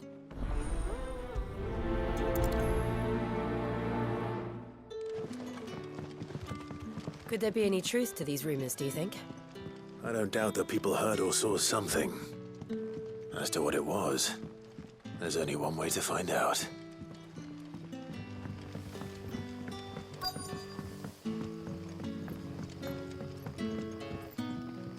You all right, Sid? Something on your mind?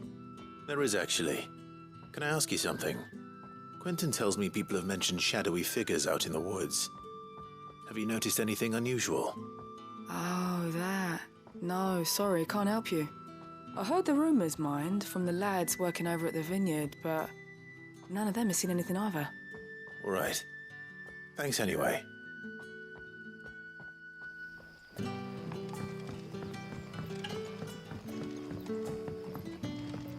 The crystals we get from the tail are all but worthless.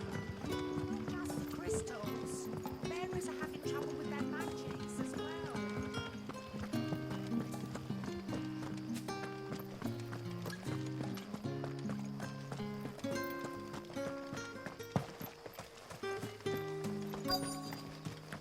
Word is, the Black Shields took a hiding and some bearism. Excuse me. Quentin mentioned strange figures having been sighted near the village. Have you seen anything? Nah, not me, Gov. I heard the rumours, though. I'm here most days, right next to the gate, and I ain't seen nothing out of the ordinary. Don't worry. Any shady characters try and slip into town this way, and I'll soon come running. And shouting, most likely. All right. Thank you.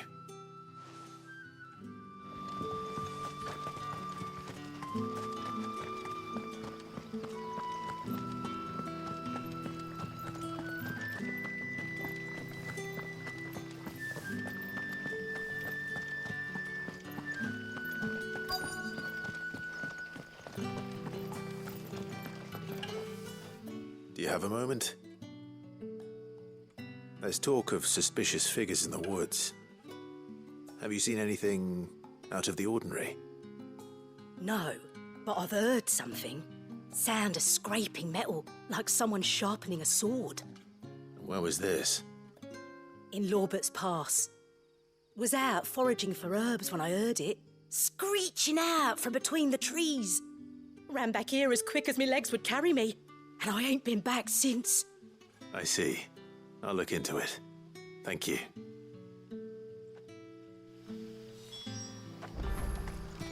We make for Lorbert's Pass, then. Probably a good idea. Figments of the imagination don't sharpen swords.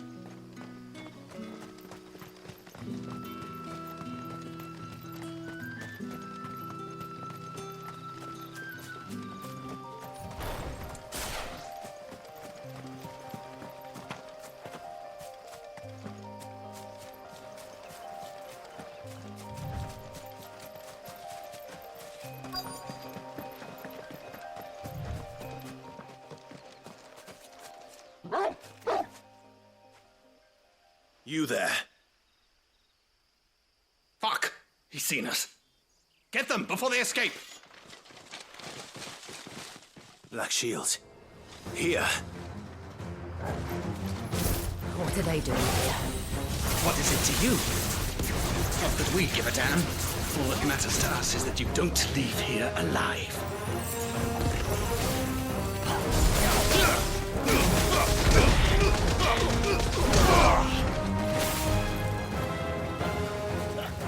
Waken winds!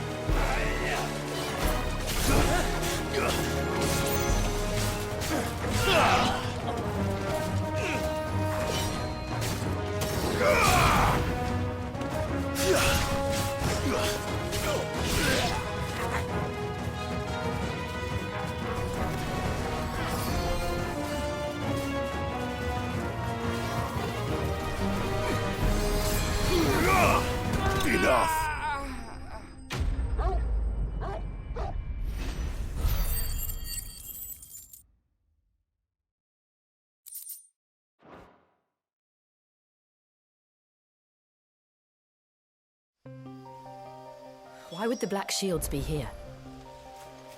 Unless they're planning to move on Lostwing. We need to warn Quentin.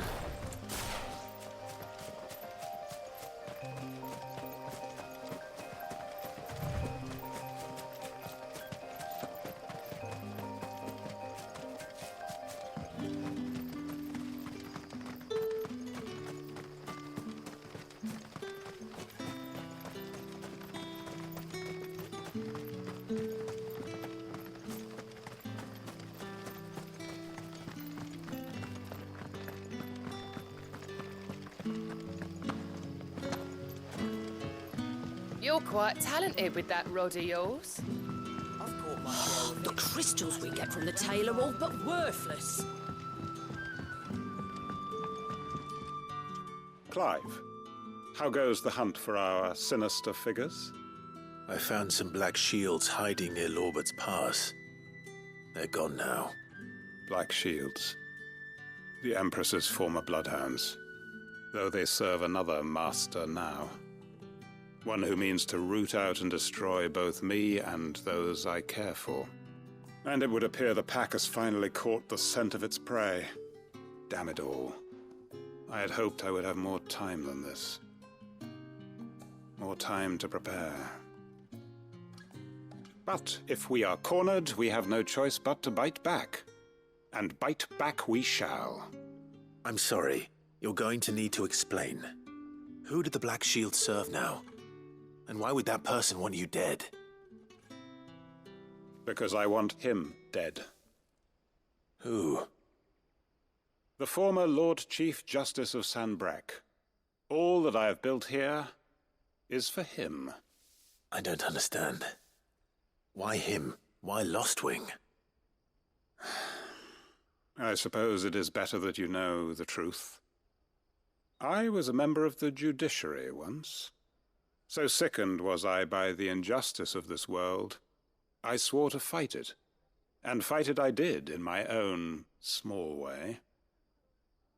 I saw more than a few corrupt officials condemned to the very cells into which they had thrown blameless innocents. Men to whom the law was but a scourge to turn against the powerless. And throughout, it was the Lord Chief Justice who backed me, who was my one true ally in the quest to see justice done. So what changed? I discovered that he hunted bearers for sport. I was a fool to think he shared my hatred of venality and vice. His support for me was no more than a facade, a means of ridding himself of his rivals, a mask to hide the rot beneath. I filed suit against him immediately.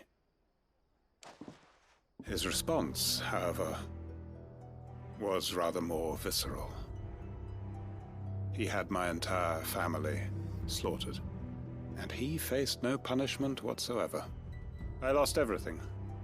My loved ones, my livelihood, my position, the faith I had once held that any modicum of justice might be achieved through the courts. So I set about enacting my own. I tracked down every soul who served him, and slit their throats myself. But the man himself proved an altogether more difficult target. With money and power come protection, and so I saw that I would need an army of my own. I came here to Lostwing and began recruiting like-minded individuals. And everyone here knows this is why you do what you do. Of course. They too have lost loved ones to the bearer hunts, seen faultless friends sent to the gallows to spare the guilty, all under the watchful eye of the Lord Chief Justice. Our wounds are the same. And our cause is the same. We are comrades, and our revenge is already in motion. We know where he hides, how numerous and well-trained his guard. What we did not know until now, however, was that his plans may already be in motion too. Quentin. Our time is short. He may move against us at any moment, unless we move against him first. My friends and comrades, it begins. Make ready for war.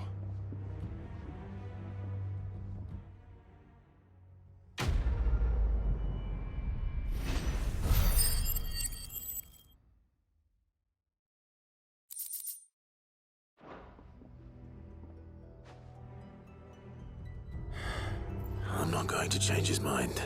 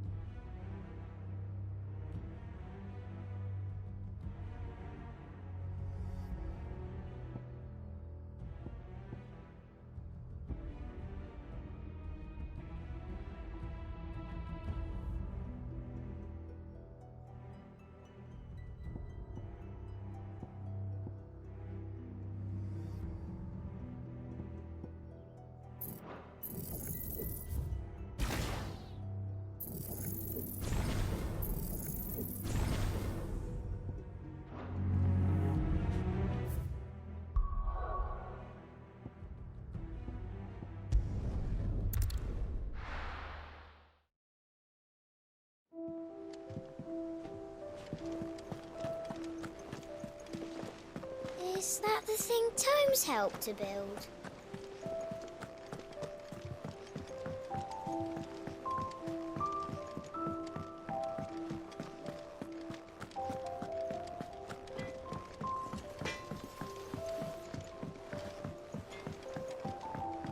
I went up to give some greens to the chocobo, and do you know what he...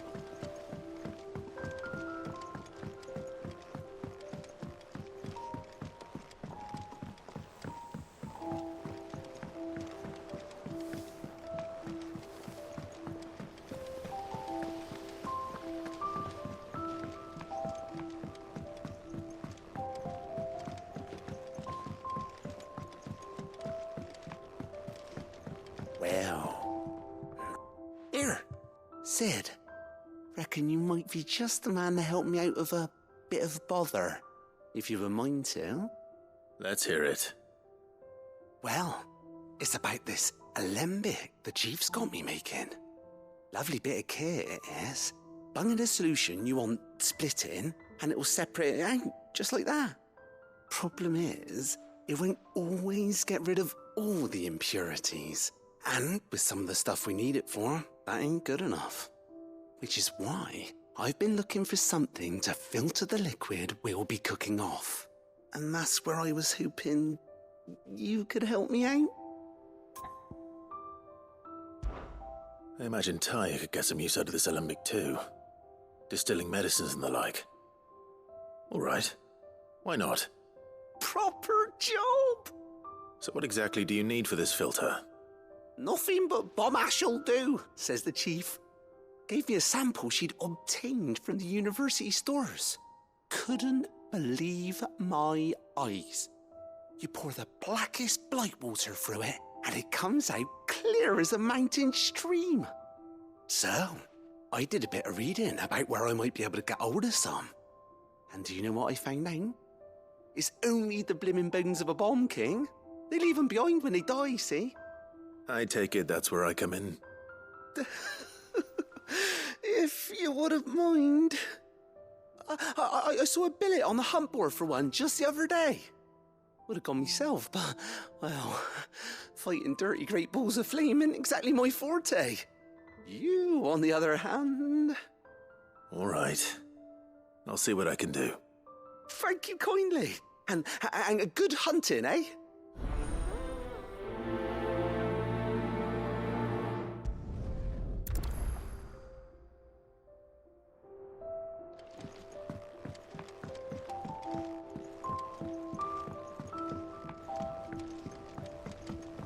Think Mid might need some help.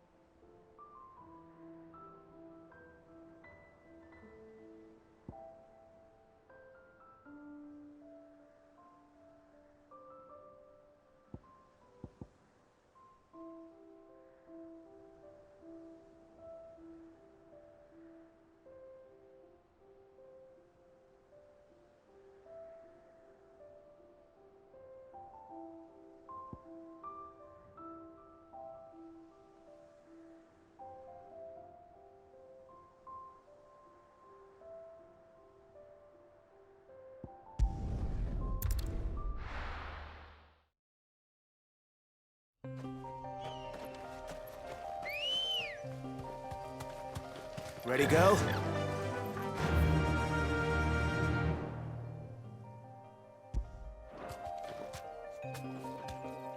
Yeah!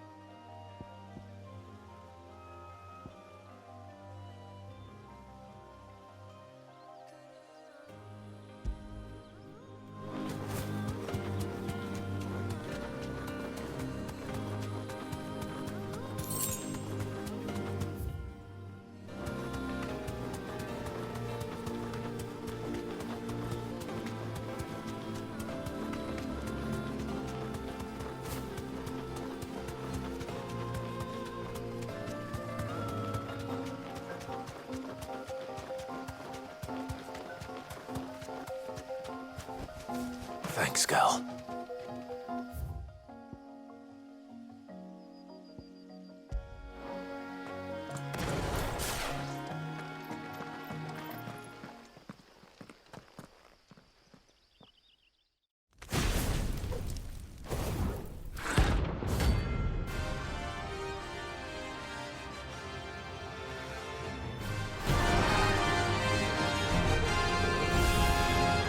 Look what we have here. Greetings, Your Majesty.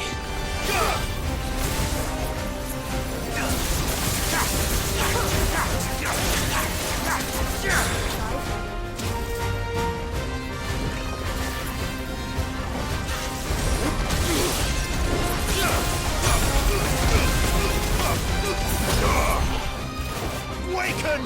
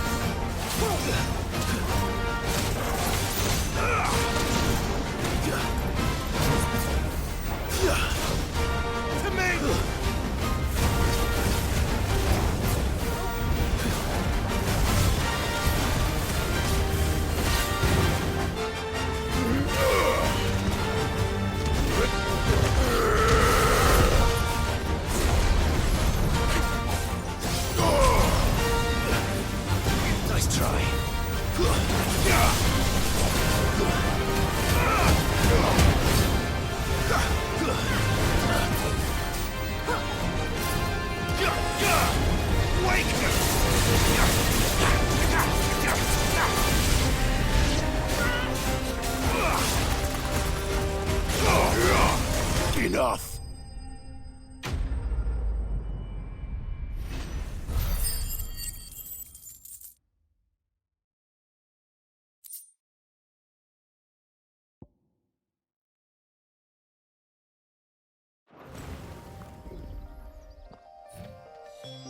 Your reign is over.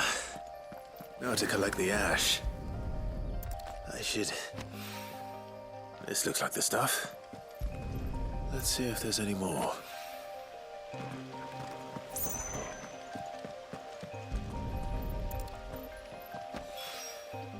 That should do it. If a wine needs more than this...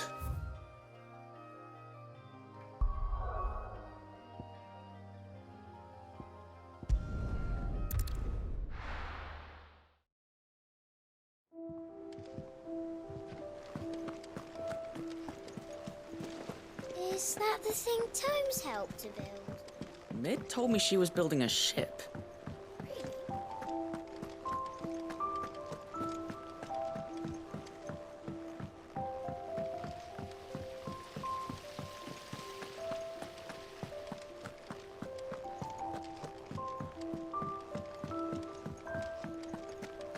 I think Mid might need some help tidying up.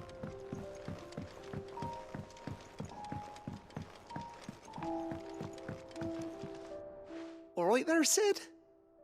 How's that hunt for the bomb ash going? I have it here.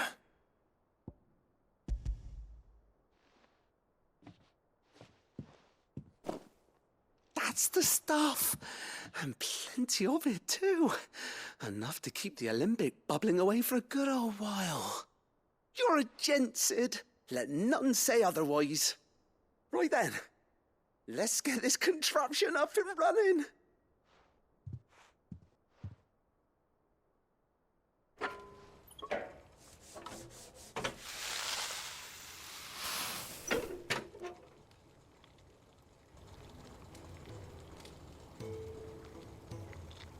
There we have it.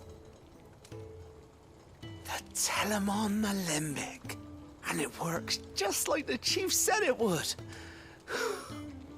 Very impressive. Says the man who cut down a burning boulder.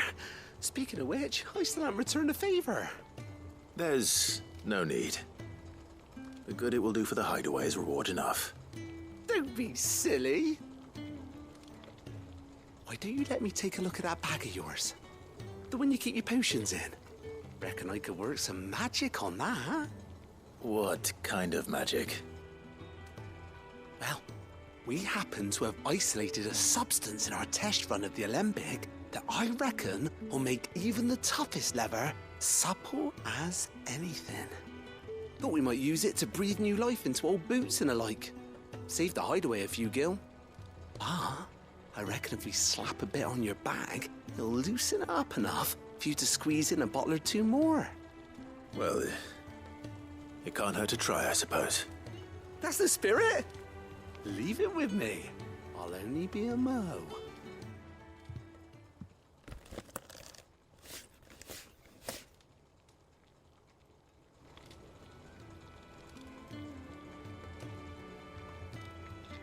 Well, what do you reckon?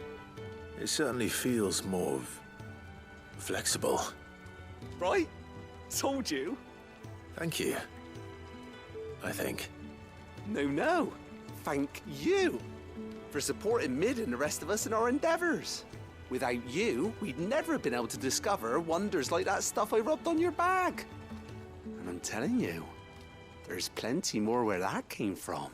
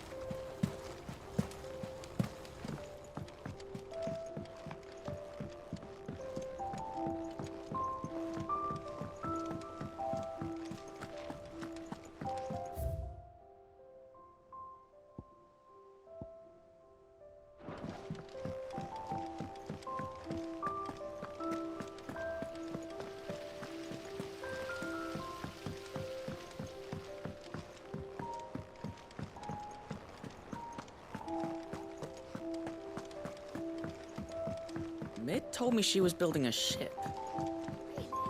Really? Is that the thing Tomes helped to build?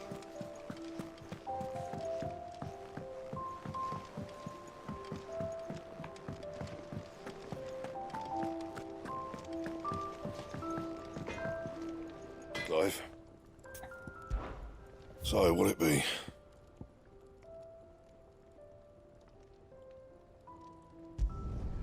Not bad, if I do say so myself.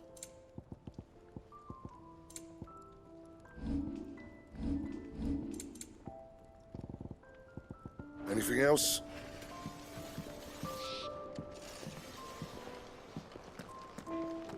He cracked the crystal too? You're joking.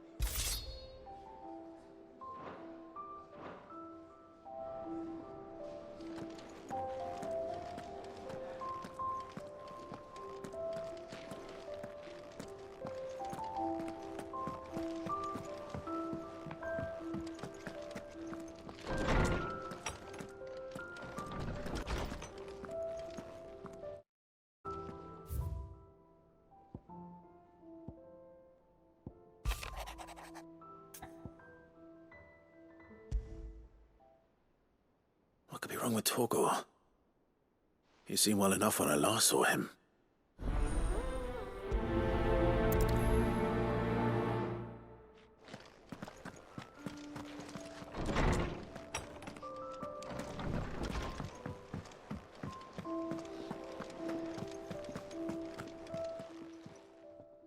I got your note. You think something's wrong with Torgor? So you can read? Congratulations. But I didn't say I were wrong with him. I said something weren't right. He's not been eating me treats. He used to love cracking the bones from Molly's boiled brown, but now he won't so much as look at them. Didn't like him. Which is why I'm of a mind that his mind's on something else. You've not been working him too hard, have you? No harder than usual. Is that it, boy? Do you need a rest? What was it you said he was? A frost wolf? That's what the lawsman seems to think. Then maybe this all has something to do with whatever it is that's woken inside him. I suppose things have been different since Rosalith. Perhaps Hippocrates knows something. Instead of everything, you mean? Perhaps.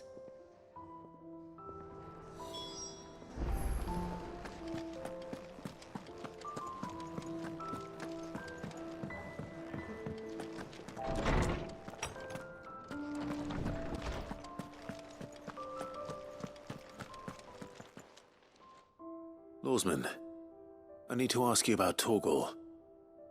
Something's not right with him. He isn't ill, is he? I don't think so.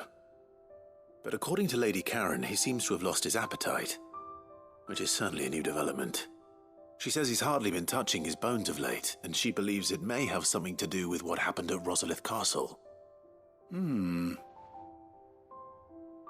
rather think she might be right, though not about his appetite. All canids are instinctively inclined to crack open bones for the rich marrow that resides within, and I see no reason why a frost wolf should be any different. Accordingly, I suspect it is not a lack of appetite that afflicts Torgal, but a surfeit of it. If we assume that his newfound magics require additional nourishment to sustain, it may well be that the bones Lady Karen is accustomed to providing are no longer sufficient. Frost wolves, after all, habitually prey upon far larger animals, whose bones may yield altogether different nutrients. As to where one might find a suitable substitute, some antelopes that graze the meadows of eastern Rosaria have been known to grow to a size more than double that of their lesser cousins. I don't recall ever seeing any that large. And little wonder.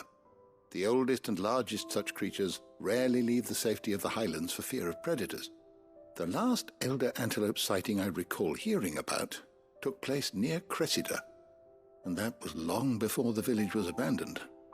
Even so, it seems like a good place to start.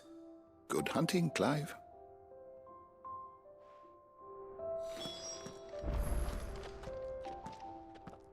My knowledge is yours.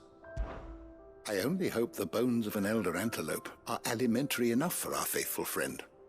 If not, we may have to set our sights on something larger still. I have compiled some new entries, if you would like to see them.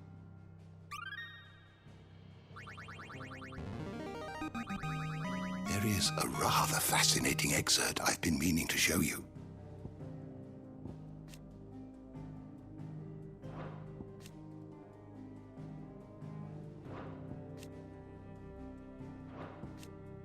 What subject shall we consider today? Did you learn everything you needed?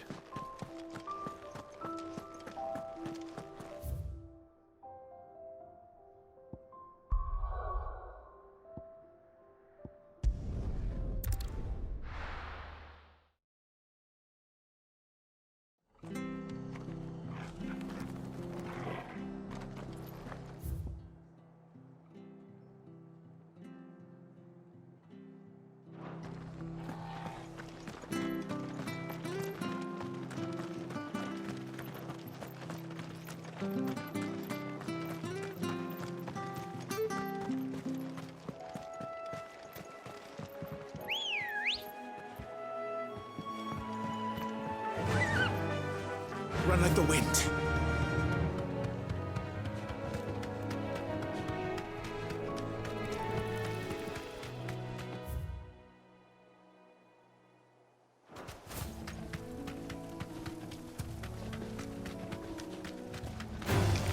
Time to fight.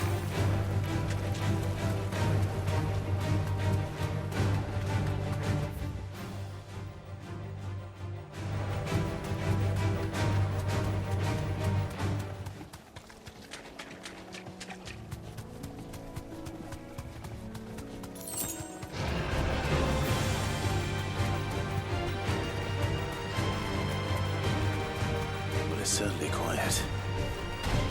If I were a giant antelope, it would seem like just the place.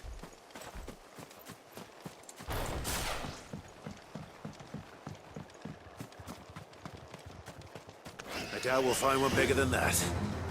You hungry, Torgal?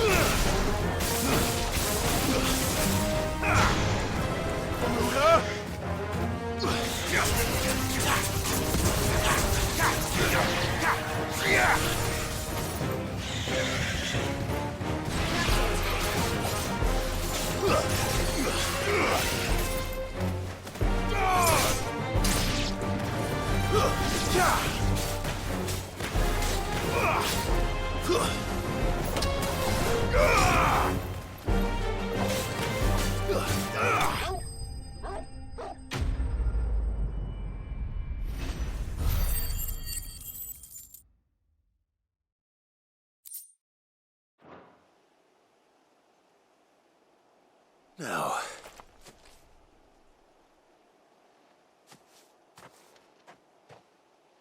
will it be enough, I wonder?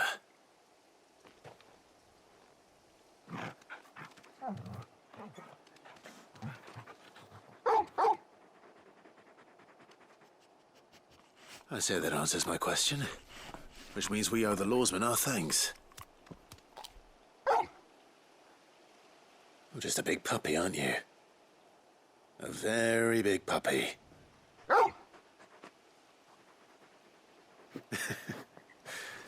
You do know you can take that with you, Torgal. Lady Karen will be relieved to hear you've got your appetite back. Come on, boy.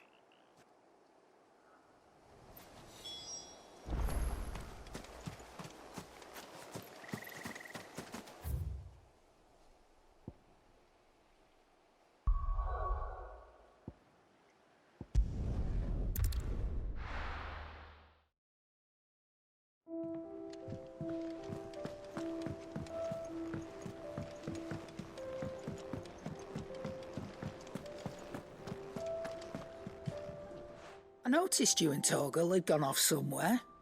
Take him for a walk, did you? You could say that.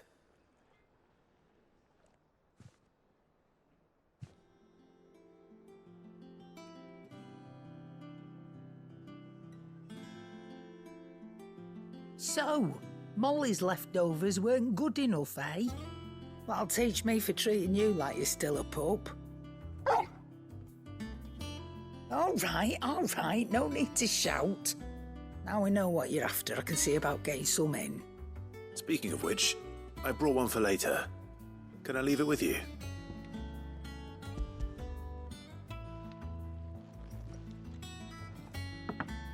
You can, aye. I'm nice like that. In return, you can thank Tomes for me. The bloody know-it-all. I was just on my way to see him.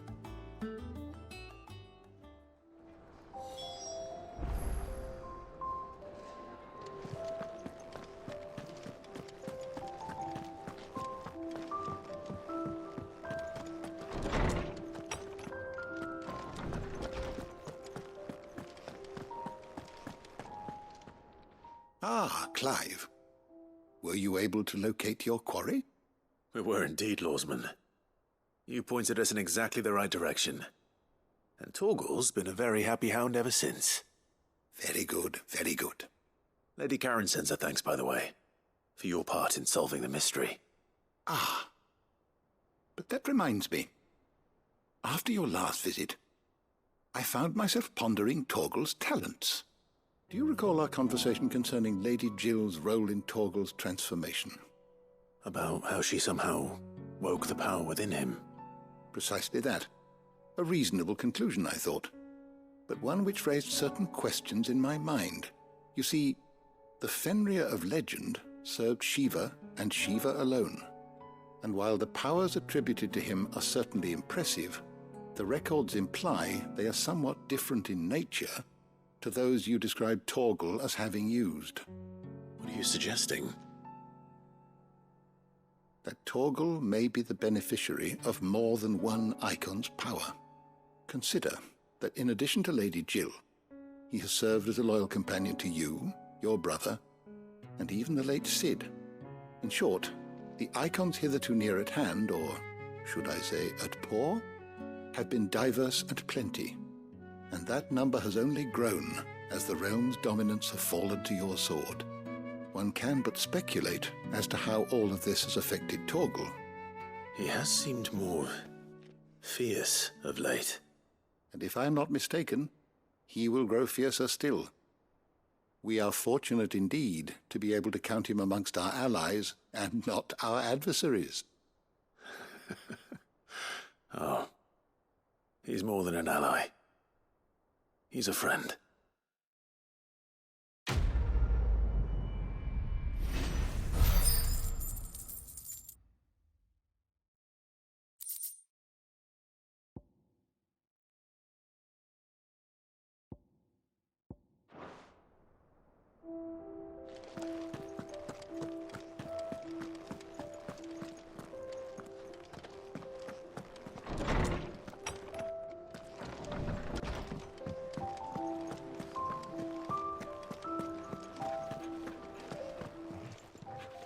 Is it business or pleasure?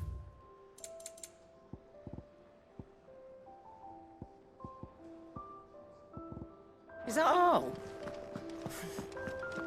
He cracked the crystal too? You're joking.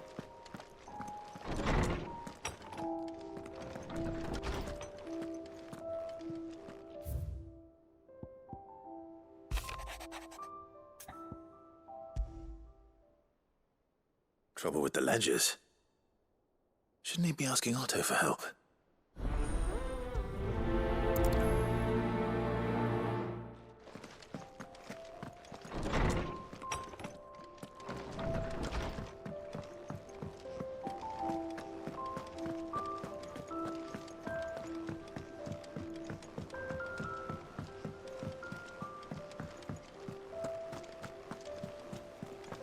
Is that the thing Tomes helped to build? Mid told me she was building a ship.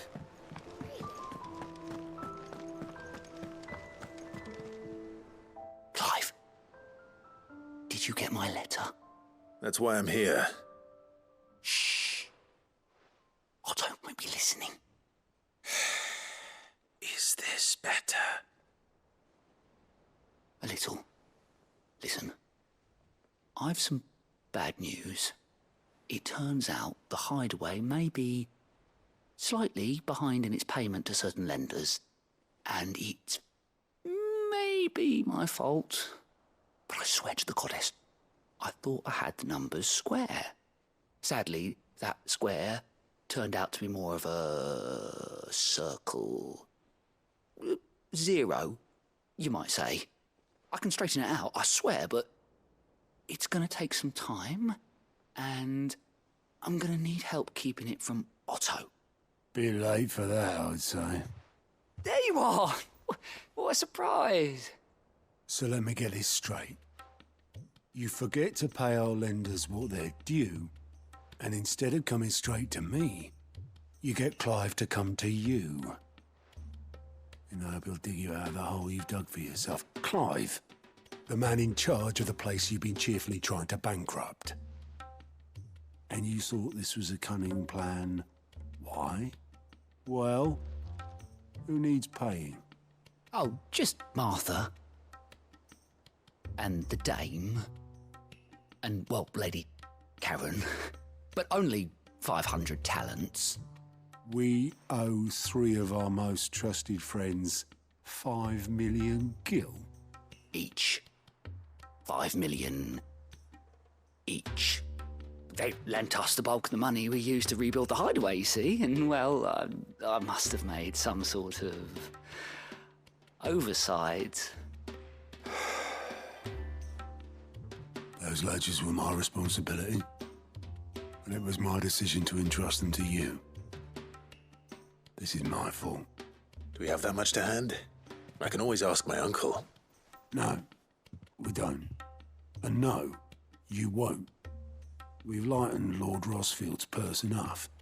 After the king's ransom we had off him, he deserves better than to see our begging bowl. Besides, we'll need to learn to stand on our own if we're gonna make this work. All right. But that doesn't mean you have to shoulder the burden yourself. Is there anything I can do to help? There might be. How'd you fancy taking these to Martha and the dame? Rocks. Rocks, he says. Worth 1,000 talents apiece, these are. A little something Sid and I set aside for when times got lean. And I reckon 15 million in overdue debt probably qualifies. I just hope our associates' eyes are a bit more discerning than yours. I'm sure they will be. Should be me making the rounds, really. But you know how it is with this place. Orders to bark, arses to wipe and all that. I know. Which is why I don't mind going in your place. Go. Do you know why I only gave Master Clive here 2 star rubies? Because you'd rather Lady Karen killed me. Because I'd rather Lady Karen killed you. Yes. Well, I suppose this is goodbye then. Don't worry. I'm sure Karen will understand. Really? Do you think so? No, I don't.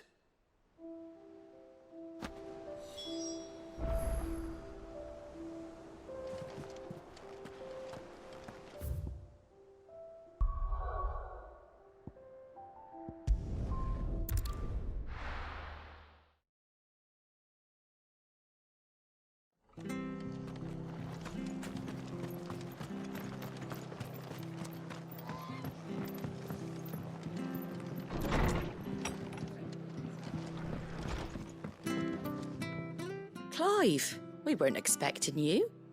I wasn't expecting to be here, but it seems we still owe you a considerable amount of coin for your help with our rebuilding efforts. And though I doubt it's what you were expecting, we were hoping you'd take this as payment.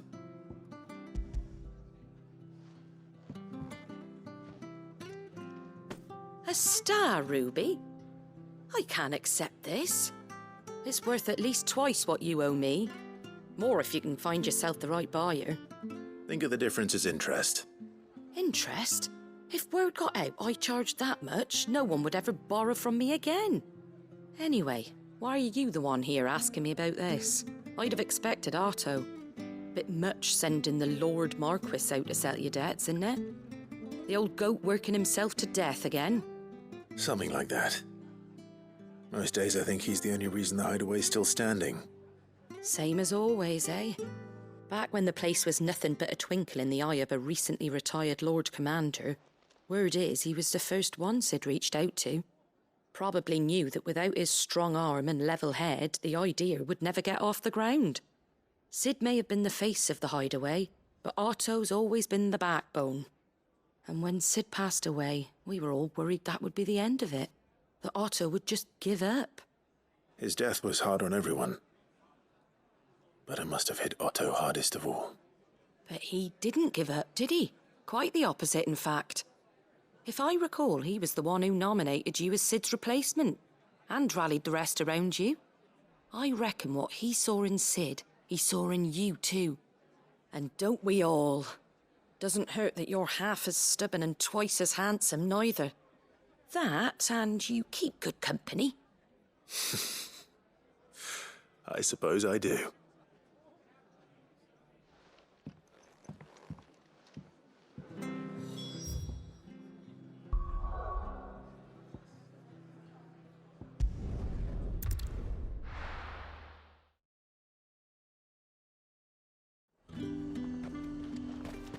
There's talk that the glass gate flood.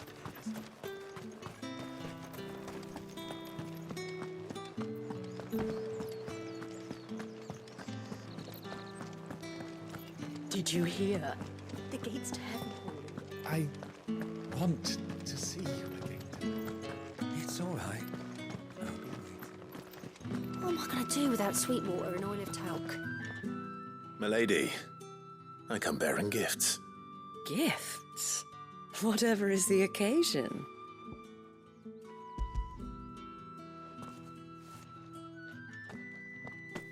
Oh my. Clive, you really have outdone yourself. Otto asked me to give it to you. To settle the Hideaway's debt with the Veil. And to compensate you for the time it took us to do so. Oh, you disappoint me, Clive. I thought you might finally be warming to me. Tell Otto he can keep his baubles. I tried to tell him as much the first time around. The man owes me nothing, nor does the Hideaway. My contribution to the restoration effort was made freely and willingly.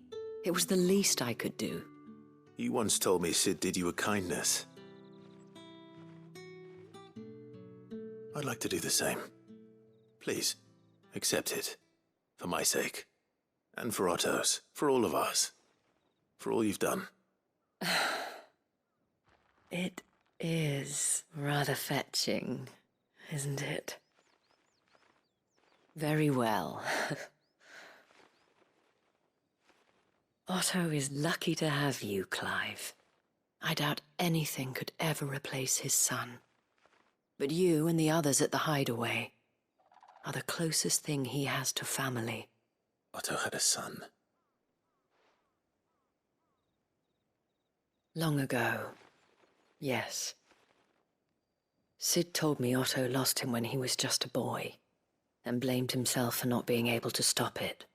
I don't know how it happened, whether there was anything he could have done, but it was clear that it weighed heavily on him. I didn't know. How could you have? I doubt anyone did. Besides Sid, I've never met a man more keen to bear his sorrows in stoic silence. An ill habit, given that both have always been surrounded by friends desperate to help them. I'm beginning to see that.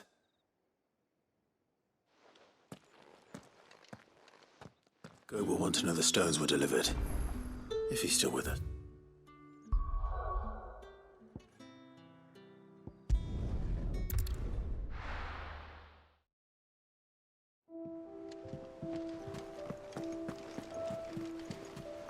Is that the thing Tomes helped to build? Mid told me she was building a ship.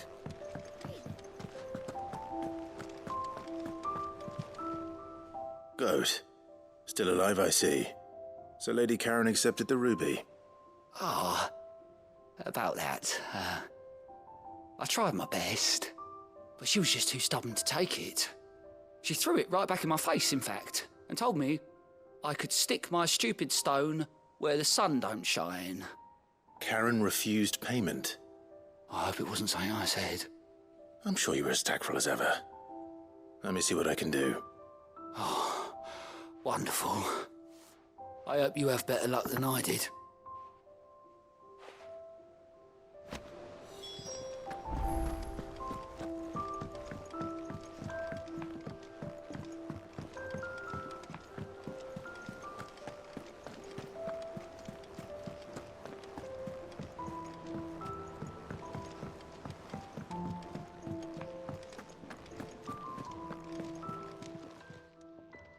Lady Karen, Goetz tells me you weren't happy with our offer.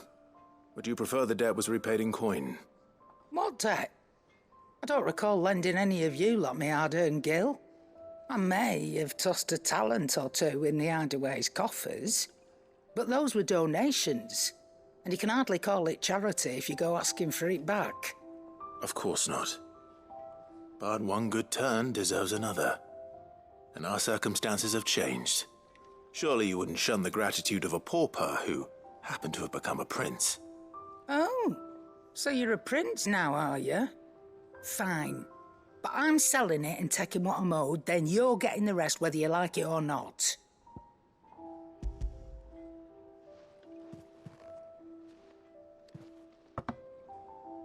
Where'd you even get this? A decent trader might nab 1,000 talents for a star ruby. A canny one, meanwhile, might claim it were nicked from the belt of Sid the Outlaw himself and ask twice as much. Might be I already have a buyer in mind. Might be you even know her. A fine continental maid whose beauty's only eclipsed by a guile in commerce. You wouldn't mind, would you? Not at all. Just be sure to tell her that it's always a pleasure doing business.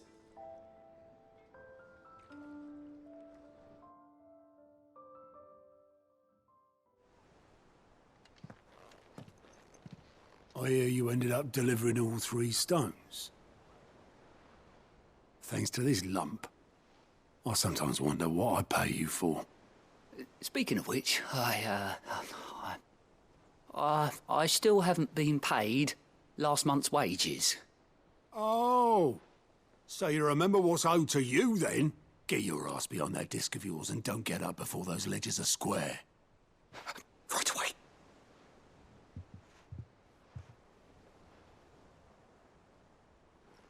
I've seen that before. Yeah. Plenty of times. It was the only goblet Sid ever used. Either out of habit, or because the filthy sod couldn't be bothered to find a clean one. I knew so little about him. Like most people. Martha and the Dame both seem to have fond memories of him. Huh. I bet they do. How long did you know Sid before he... Before he died? 20 summers, give or take. Back in the day, I was a purser on a trade ship, which is where I met him. He bought passage to... I forget where. And having nothing better to do on the long nights, we set up drinking island rum till the morning bell dragged me back to my duties. Quit my post not long after that, on account of making a fine maiden's belly fat. But me and Sid stayed close, promising we'd one day sail the seas again. That was before fate stepped in and said she was having none of it. The magic woke inside my son soon after his first name day, and there was no hiding his knack. Couldn't you and your family have...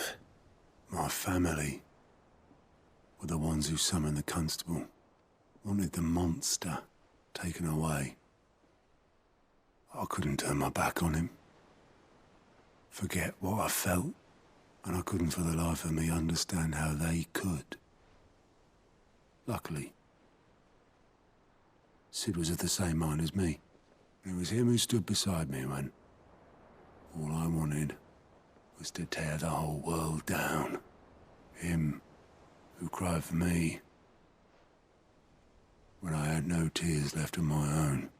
Him who swore he'd do everything he could to stop it from happening again. And he was true to his word, too. Left the Royal Army once and for all. His ranks, his ribbons, gone. Just like that. Threw away everything he had. All to right a wrong that no one else had the courage to face. I knew then I'd follow that man to the ends of the earth.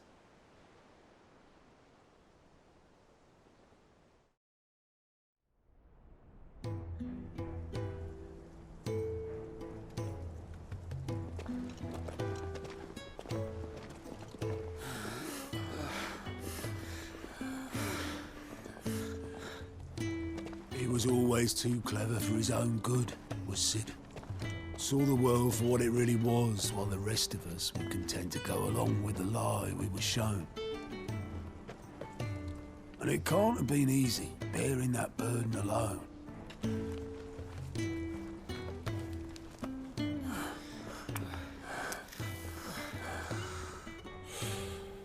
But he didn't let it stop him. He never lost faith in what he believed was right. And that gave us faith in him. Faith he'd steer us true. So I swore to myself that I'd always be right behind him, ready to catch the stubborn sod, if ever he should fall.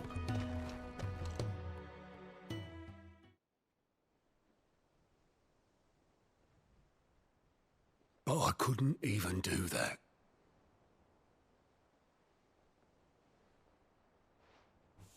Ignore me. Just the ramblings of a tired old man.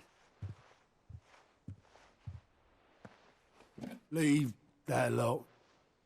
I'll tidy it up in a bit.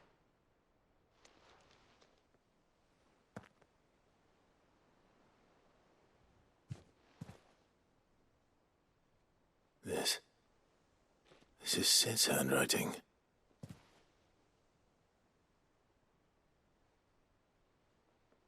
Dear Otto. I may be drunk, but I wanted you to know this place would be fucked without you. Love you, you grumpy old sod.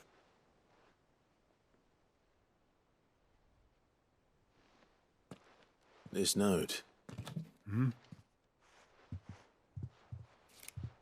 What about it? Sid was right. Without you, we'd all be lost.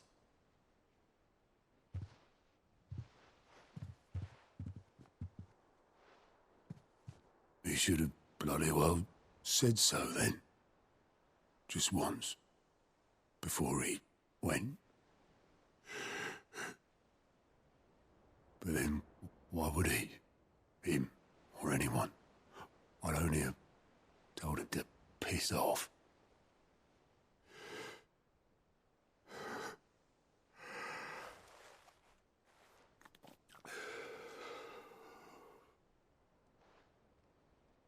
You're wrong, though. Both of you. It was never just me keeping the hideaway afloat. It was all of us. I just shoved people in the right direction, and I barely seem to be able to do that anymore.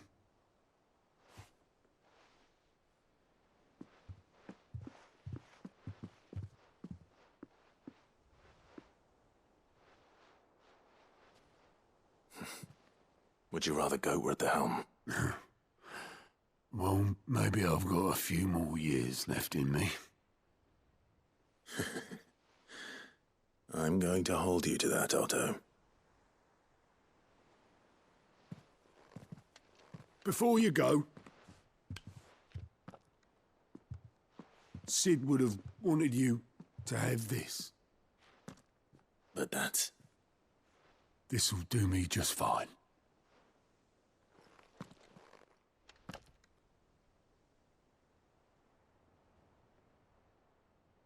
Thanks for the ray of sunshine. I'll see if I can't pay you back. Already have.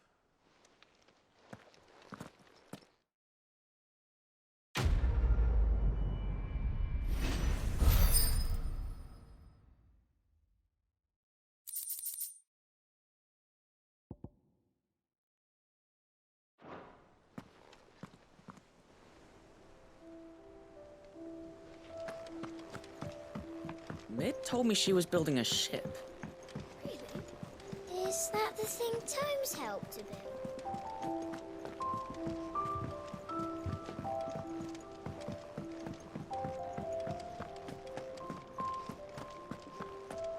He cracked the crystal too? You're joking.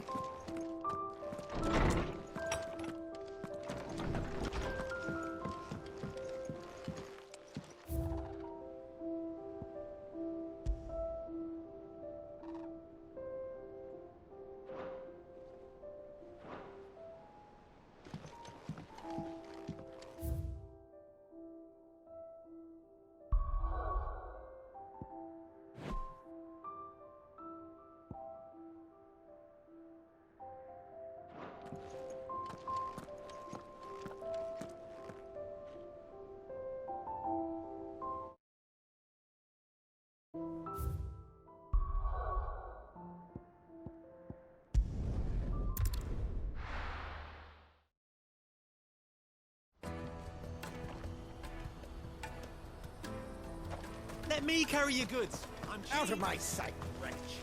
Peaches and pears. Pizza. Come on, come all! The caravan stops next. Juicy pears! Slake your thirst without a crystal. What I really want to be Here you are, Goetz. Try not to lose it again. Me pass! You found it! Oh, thank you so much. Nan would have killed me if I'd come back without it. I'll have to say thanks to Elle and Theo, too. So should you, Hansa. You and your friends don't have to steal anymore. If anyone threatens you again, you know who to turn to. We do. And we already have. Miss L's given us a job shifting the chocobo shit out the stables. It's hard work, and the pay isn't half what we got from the stones. But if we stick at it, we'll keep ourselves fed. You stick at it, then. And Goetz, I'm sorry for stealing your pass. That's all right. I've got it back now. And all's well that ends well, eh? You said you're trained to be a blacksmith, right? Well, I'm gonna be your first customer. I'm gonna save up all my gil and get you to make me a massive sword.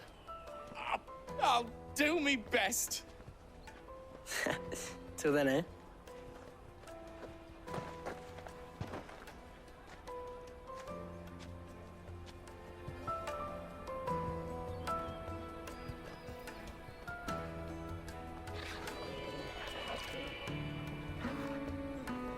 All right.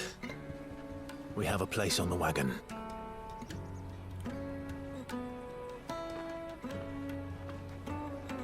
Remember, Goetz, we're mercenaries. You hired us to protect you. Mercenaries. And you remember the plan? You're to ride all the way to Twinside. Jill and I will go with you as far as the outskirts, then find our own way in. I'll buy that stuff I need. Right. And we'll scout out the Imperial's defences. There's a square with a big bell tower right in the middle of town. If you get lost, or out goes wrong, we can meet up there. All right. Let's go.